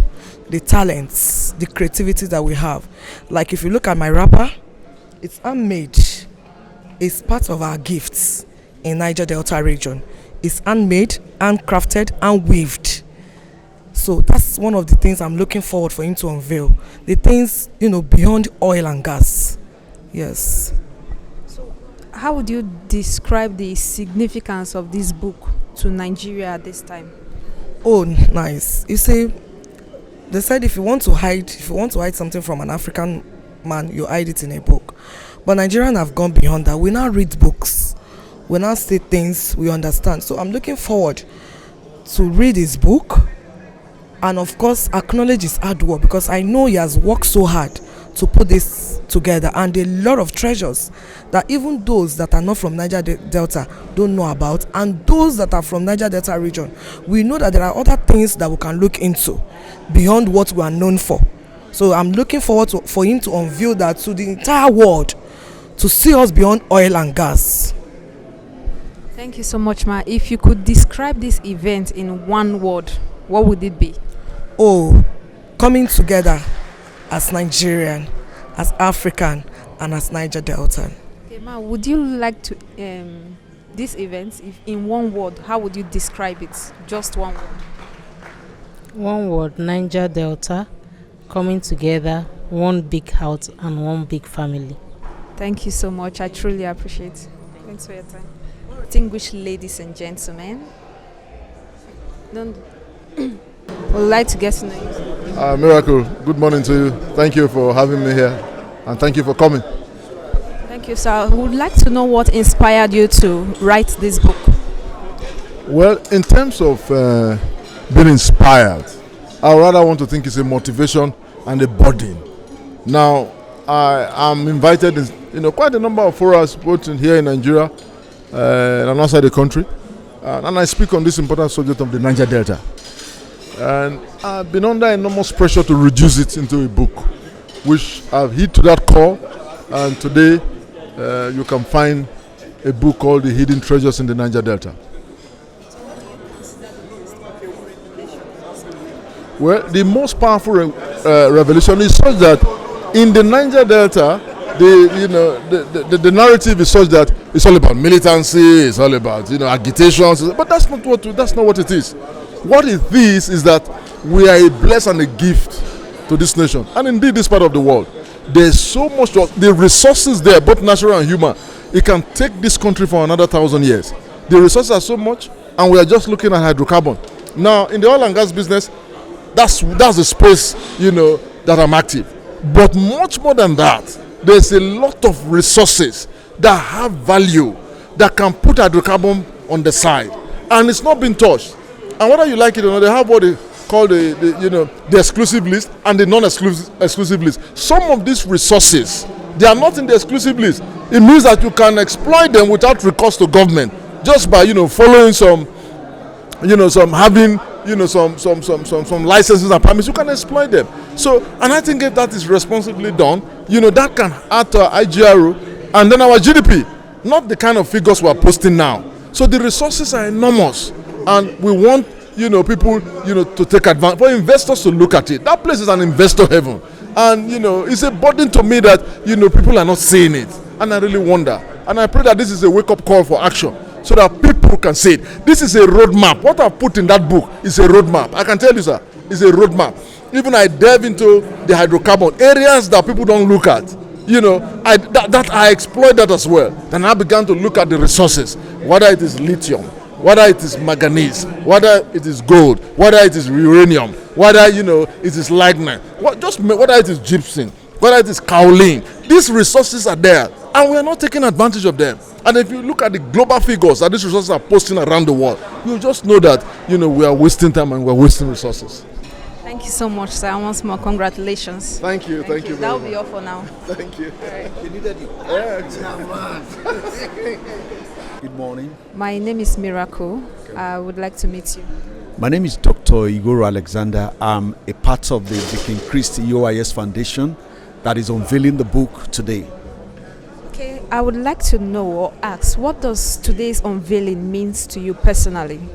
Okay, very importantly, if you're somebody who's been following trend, the narrative about the Niger Delta is a place where you have a lot of deprivation and exploitation. Those things are quite true, but that's a narrative that is generally acceptable. But today, Deacon Chris is unveiling the book, The Hidden Treasure, displaying the mineral resources, the agricultural resources, and the human resources in the Niger Delta. For me, it's an epoch-marking day, and we're happy because the global community is going to, get exposed to a new narrative about the Niger Delta. Thank you very much, sir. If you could describe this event in one word, what would you say? It is epoch-making. That's massive. Thank you so much, sir. Thank you so much. I appreciate it. Nice to have you, sir. Thank you. Good morning. My name is Miracle. Miracle. I would like to meet you. Yeah. You already have it. Thank you. My name is Dr. Olutu Akbodete. Okay, nice to have you here. So I would like to ask, how would you describe Deacon Chris and his contribution through this book? Okay, all I want to say is that he's a man full of achievement. He's a man who have done so much for the society and for the sake of legacy, for the upcoming generation to emulate, to know how far he got to where he is today. This book is necessary for everyone to go through it. And he also went through his own challenges to get where he is today.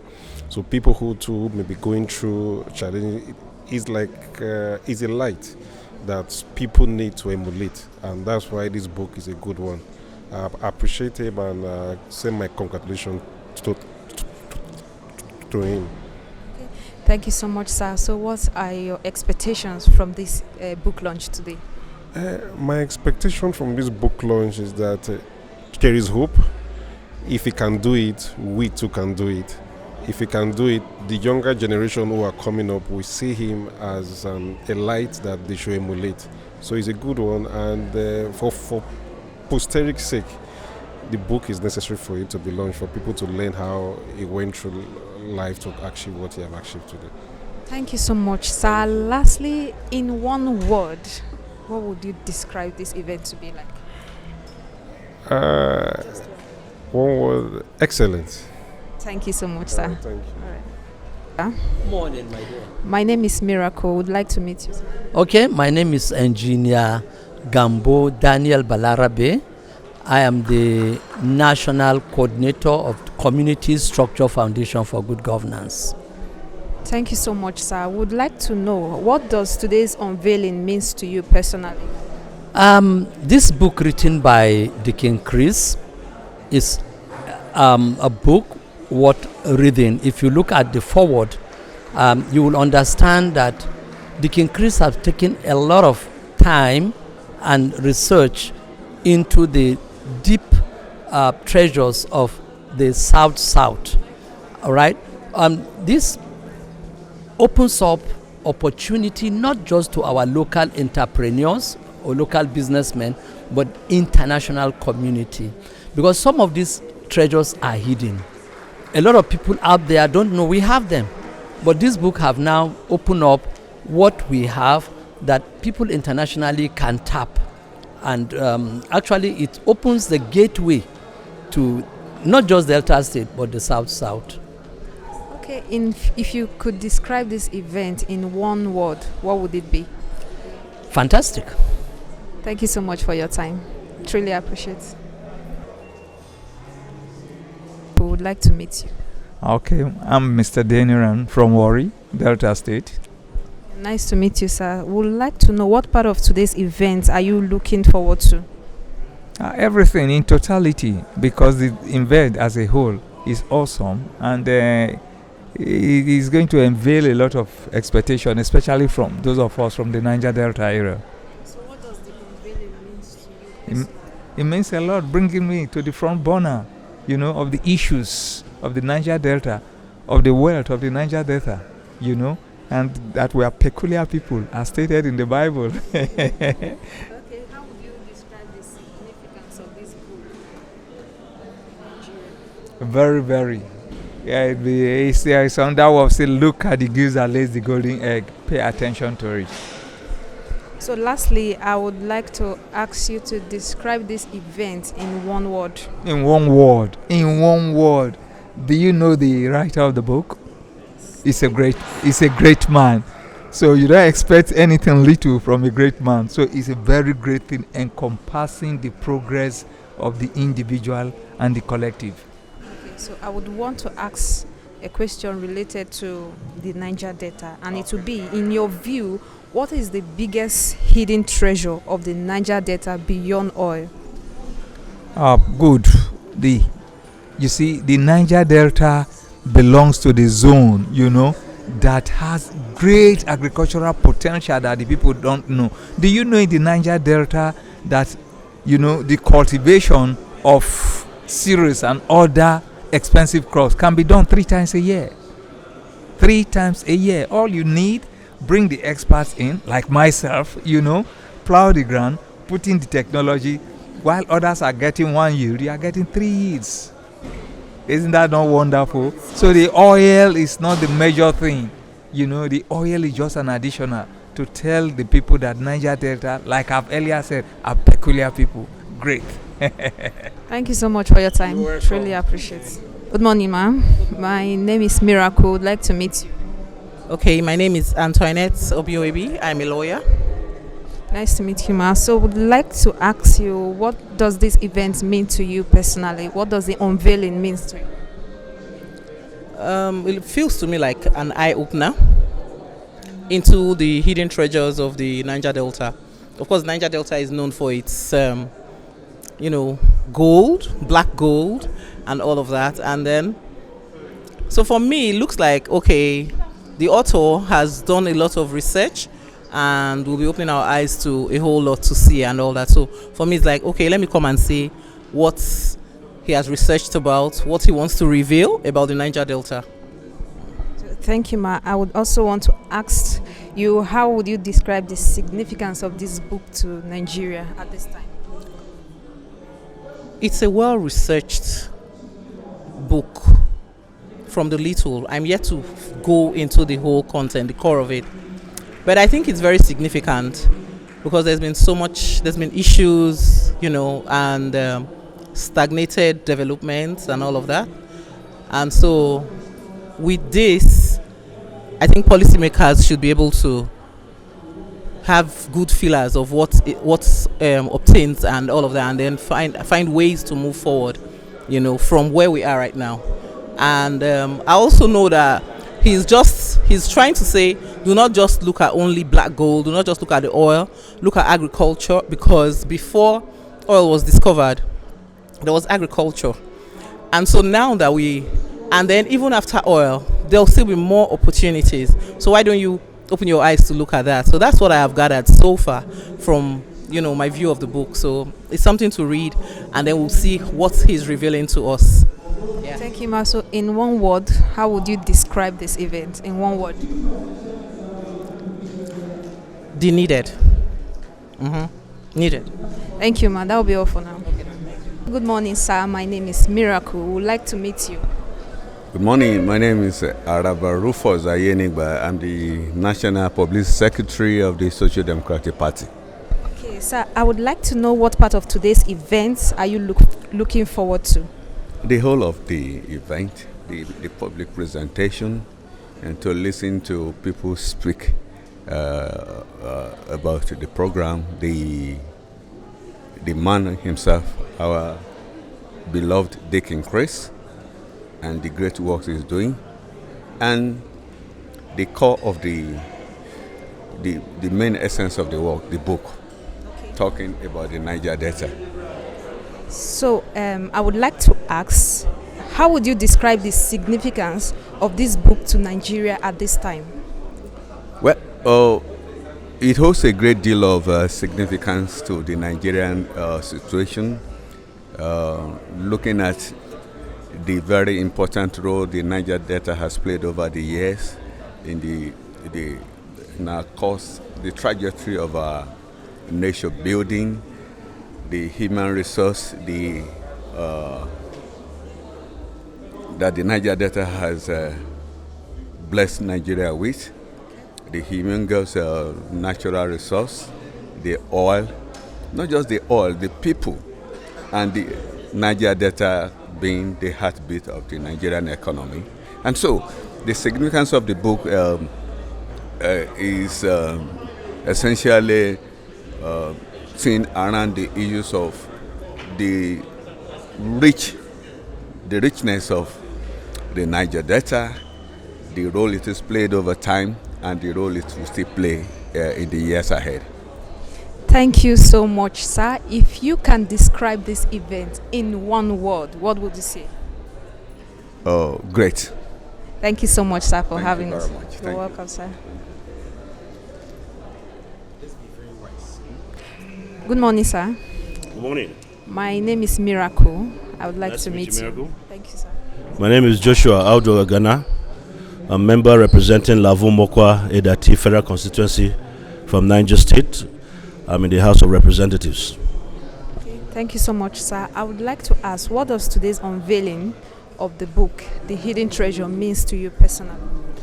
Well, first of all, it's the relationship with Deacon Chris that has brought me here. And second of all, I've once heard from a great leader in Nigeria that if you want to hide wealth from a black man, put it in a book. And when we saw the topic of the book, Hidden Treasures, it has rang a curiosity in my heart that what is that hidden treasure that I need to tap from, I need to read, I need to learn, and hand over to generations that I have influence over. First my family, first those I represent, and then the uttermost parts of the earth. And so if the revelations and the experience of Deacon Chris has made it to put a compendium together in this book, Hidden Treasures, then we should seek to have more knowledge by identifying with him first of all, and then reading the book, and then taking out the things that are hidden there and expose them to other people so that we can create wealth for ourselves and develop our nation. Thank you so much, sir. If you could describe this event in one word, what would it be? Excellence at its best. Thank you so much for your time. Thank you. Today's events. what does the unveiling means to you? Looking for, expecting. Okay, we've not started, Great but expectation. I'm gonna start now. Okay. Is he in frame? Good morning, sir. Good morning. It's Miracle. Would like to meet you. My name is Adakole Ijogi.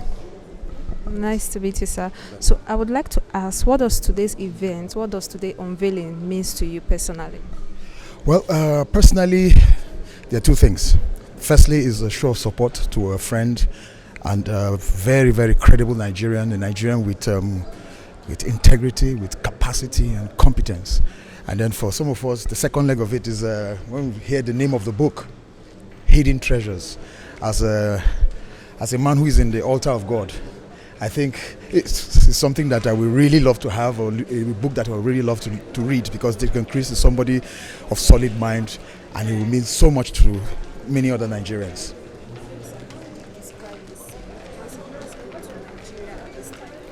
I think it will be a great book, even though I haven't read it, but I think it will be a great book because knowing the person involved, who is Deacon Chris, I'm positive that it will be something that will be contributing to the intellectual perspective in the reading culture in Nigeria. If you could describe this event in one word, what would it be? Epic.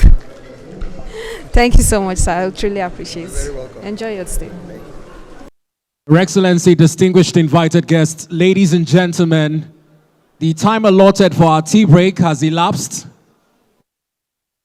I'd most respectfully request that we conclude with the chit-chatting and come back into the hall so we can also conclude with the lineup of the event.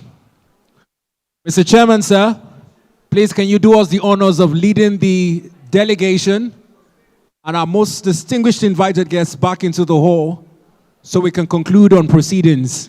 Thank you.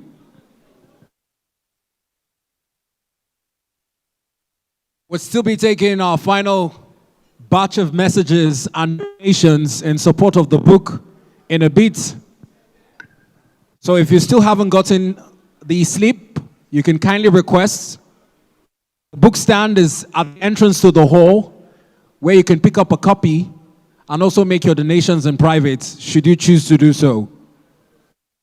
The author has so graciously slashed the price, giving us a book subsidy, 100,000 naira for hard copy, while 50,000 naira for soft copy for those who intend to buy on the spot.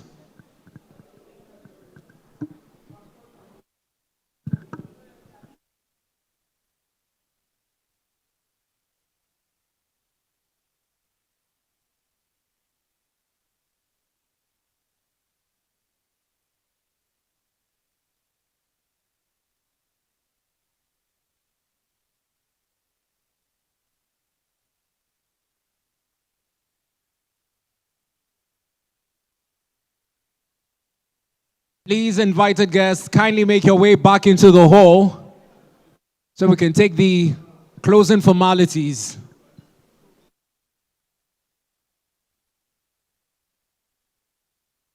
I've just been informed that the chairman will be with us in a moment. DJ, in the meantime, you can continue serenading us. Thank you.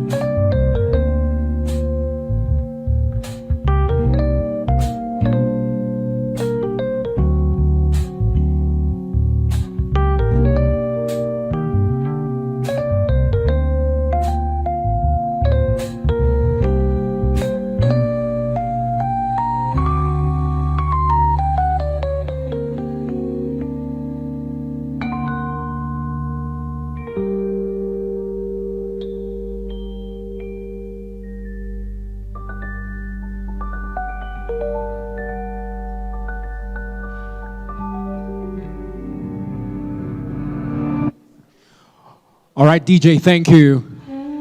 The chairman is seated.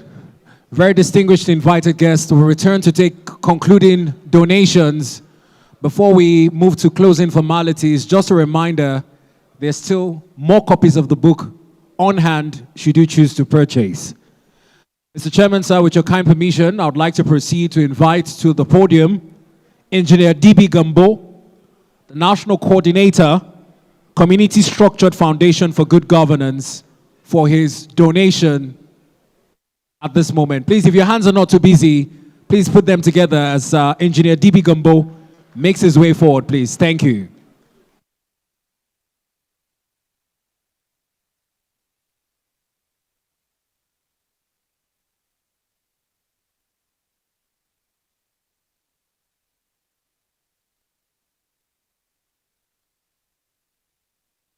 Thank you. Ladies and gentlemen, good afternoon. I wish we have something to donate because the author of this book means a lot to the Community Structure Foundation for Good Governance. In fact, Deacon Chris, if you all know him, is one with a large heart. Is one who does not just look unto you to get, but he is one who looks up to you to give. Such a passionate person. To even have time to write such a book is commendable, and we in the Community Structure Foundation for Good Governance found it fit, despite our financial situation, to actually make a mark. And by virtue of my position as the national coordinator, we are also launching a copy of the book for 200,000. Thank you.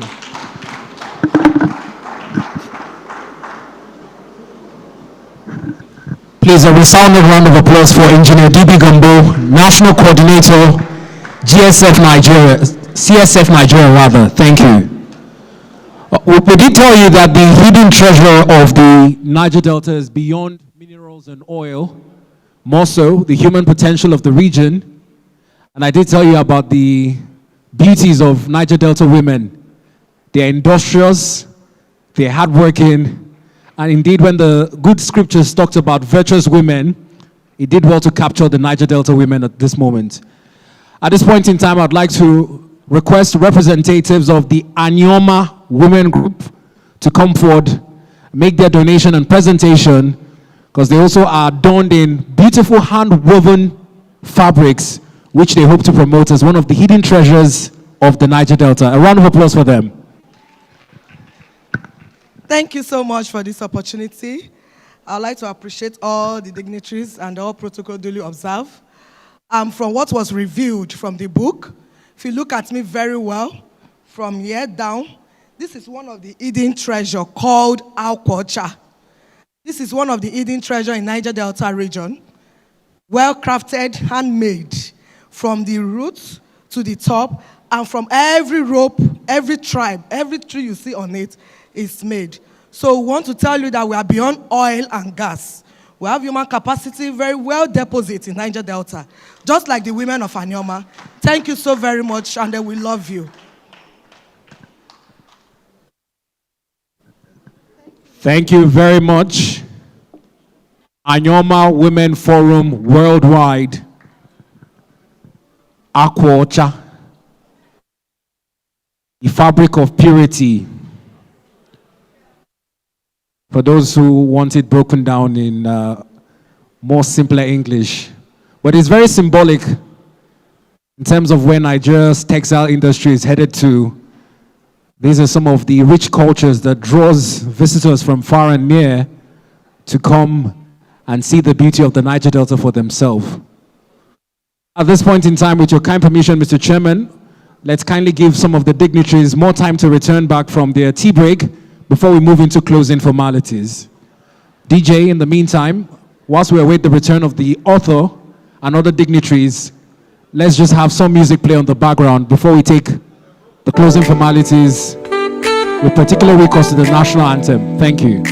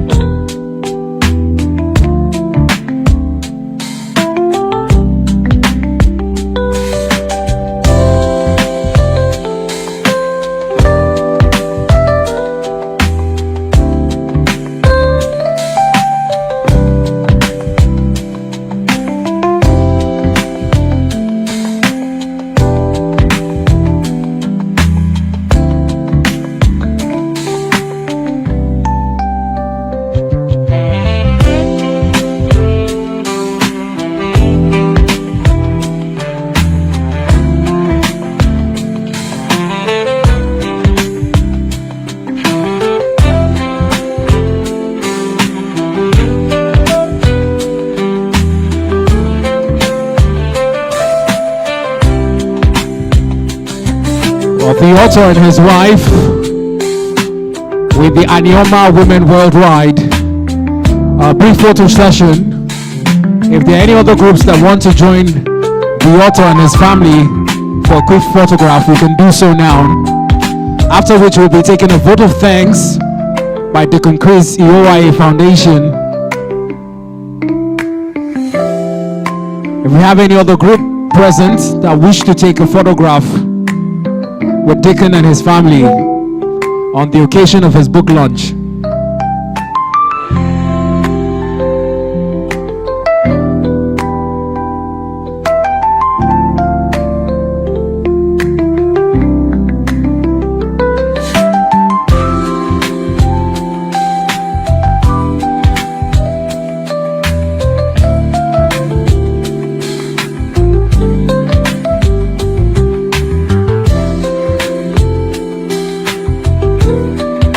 Thank you, media. We appreciate you.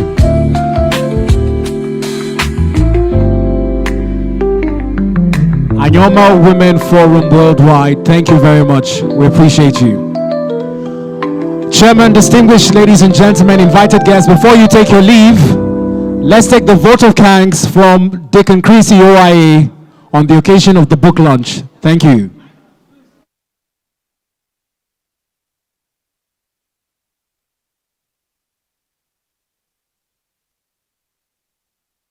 We crave your indulgence. Just give us some minutes before you leave. Thank you.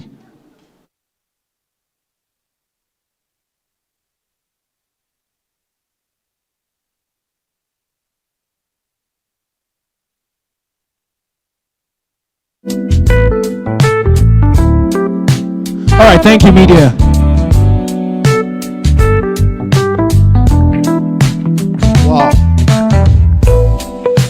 First of all, I want to say thank you to the Almighty God, the way this event has gone today. And I also want to especially thank our chairman, still seated all the way, and always smiling. Chairman, we are grateful to you. We are grateful. Veteran Che, our great Secretary General of the Patriots, we are grateful to you. Time will fail me to appreciate Professor Ezekiel Agbalagba for coming to do justice to the book review. At a very short notice, nobody is talking about that. And also the Vice Chancellor of FUPRI, which is the Petroleum University in Delta. Vice Chancellor, we are grateful. Time will fail me to appreciate my pastors, Pastor Obama and Pastor Deshina, for the time they have come to spend with us here. Thank you. One thing, now that we have the book, it's good for me to just make some comments. I didn't want to, to just, release some comments whilst I was speaking. This book, like I said, is a compendium of my works and my experience for about 3 decades. The truth, sir, the resources in the Niger Delta, my God, if only we know it, it can take this nation for another 100 years without, blinking an eye. I tell you for free, sir. It's not been tapped. The ocean economy is not been... So when you talk about the Niger Delta, we're talking from Mundo to Abia. I took time to chronicle the resources that are there, that are mapped out in that area. Mapped out in that area, you have gold, you have uranium, you have manganese, you have kaolin, you have lignite, you have, just mentioned, you have gypsum, you have clay sand, you have silicon sand, these all with great economic value. All there, all of them multi-billion dollars. And it's not been looked at. Everybody is running after hydrocarbon. That is on its way out. People are looking for alternative source of energy, say this thing is dirty. They're only looking at gas. They said, no, this thing is dirty. We're not going to touch it. We need another source of energy.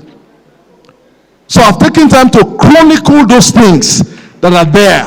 If you have a copy of the book, you look at it. And I also took time to look at the oil and gas business. It's so wide. It's so wide that a number of areas are not being looked into. Because what is in hydrocarbon, if you put crude oil into a fractionating column and you heat it those things begin to fractionate at different temperatures. That's what happened in the column. They all fractionate at different temperatures. So you have hundreds of products there that you can take out. Those things are not being looked at. They have export value. Then when you come to agriculture, sir, you come to agriculture, it's a different ball game. Most countries of the world, they don't put agriculture aside. It's the mainstay. It doesn't change. Agriculture. I'll tell you, for me, if you go into cassava farming and you want to produce ethanol from cassava farming, so you can never go wrong. You can never go wrong. I charge you to just Google what America spends for biofuel. They use ethanol as biofuel. America doesn't have enough. They are hungry looking for it everywhere. And one of the greatest you can get from cassava is ethanol. If you farm it and have an ethanol plant, so you can't go wrong. Not to talk about the blue economy in terms of using, the ocean economy in terms of using transportation, in terms of, a whole lot more. Not being looked at. Well, sometimes they say government has no business with business, but I tend to disagree with that. Because they need to give us the wherewithal for people to get involved in it. To create the foundation for people, to create the environment for investors to come in. This place they call the Niger Delta is an investor heaven. And here we have a burden in our heart to change that narrative. That is a place of crisis. That is a place of, no. There's much more. And in this book, I took time to chronicle the icons that have come from that area. I looked at the military. I looked at, the health sector. I looked at entertainment. I looked at everywhere. I looked at the corporate world. I looked at the banking industry. I took time to chronicle all of that. And you see the individuals that are coming from there. So I tell you for free, sir, what is in the Niger Delta is not been touched at all. It's not been touched at all. And I really pray that, people can, it's a wake-up call. This book is a wake-up call. So that we can look at those things and take advantage of it. For the common good of our people and the common good of country. And I believe that when we begin to engage, that we begin to get the dividend of what God has placed in our land. Thank you so much. I'm so grateful.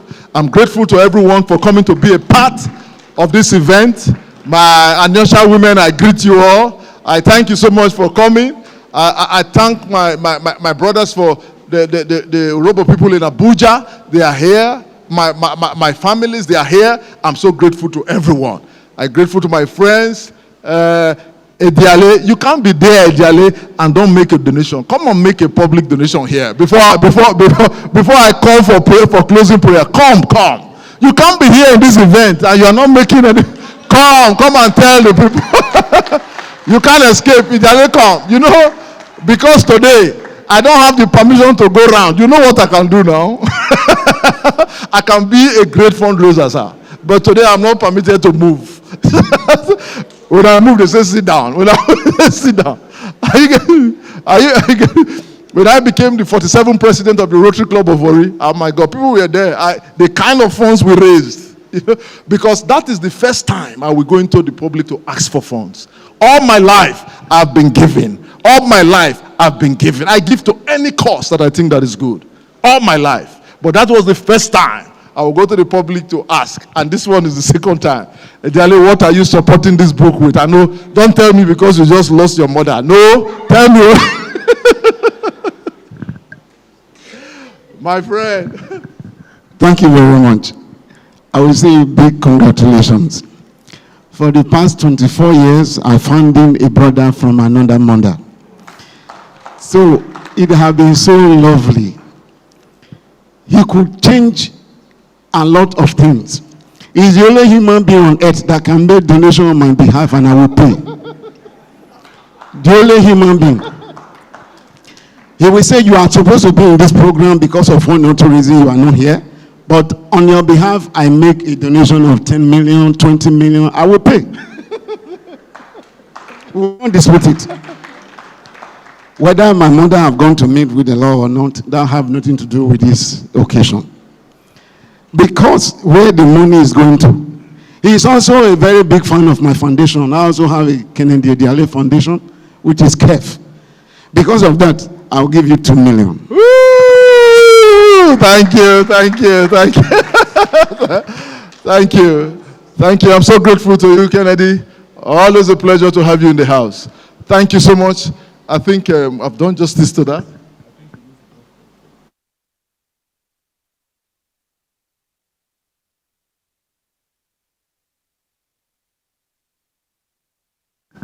Thank you, sir. Thank you, everyone. A round of applause once again for the author, Deacon Chris El-Rufai, founder and CEO of Wellman Group, who in a couple of days, I bet he would have to also do the fundraising himself. But till we get to that bridge, we'll decide how to cross it. At this point in time, I'd like to very respectfully invite that will be upstanding to take the national anthem. If you look at the anthem, the third standard is more like a closing prayer for Nigeria. The Army Headquarters Garrison Band, led by Lieutenant A.A. Tom.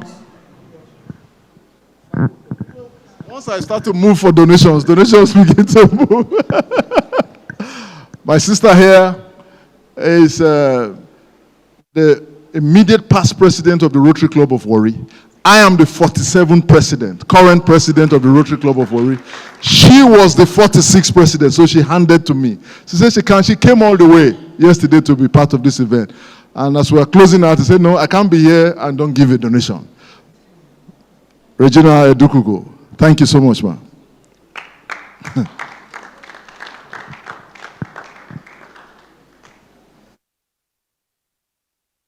Thank you.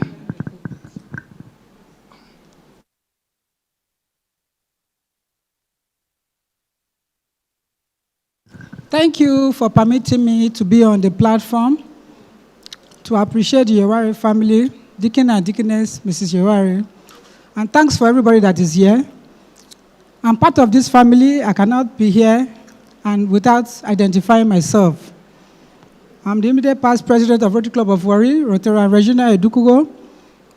I'm giving out the sum of 500,000. Thank you. Thank you, sir. Thank you, thank you, thank you, Regina Edukugo. Thank you so much. We are grateful to you. Thank you very much once again, ma'am. Over to you, Lieutenant A.A. Thom. Please, let's be upstanding for the national anthem as a closing prayer for the nation and ourselves. Thank you.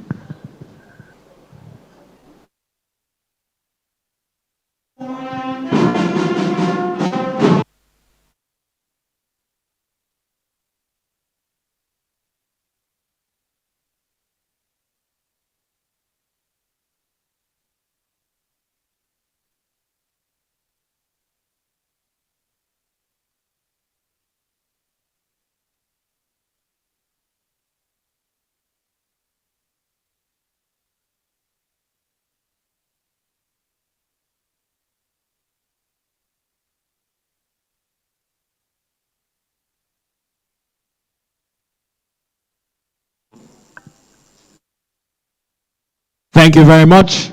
Chairman, distinguished invited guests, ladies and gentlemen, it's been a privilege and honor being your MC for today. Please do well to go in peace and serve the Lord. We'll see you in Warri on the 25th, Tuesday, November 2025, for the Warri edition of the book launch, The Hidden Treasures. God bless. Thank you.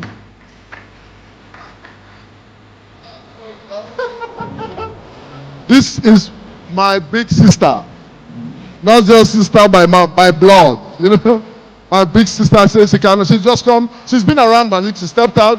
She said she wants to make a donation. Praise the Lord. I'm so excited. I just look back to see what my grandfather or grandmother would have been doing if they saw their son in this high pedestal. I just want to give God all the glory. I cannot be here. He is indeed my father's junior sister's son. I can't be here and all the donation is going. I want to humbly contribute and bless him with just 100,000 naira. Thank you. Thank you. Thank you.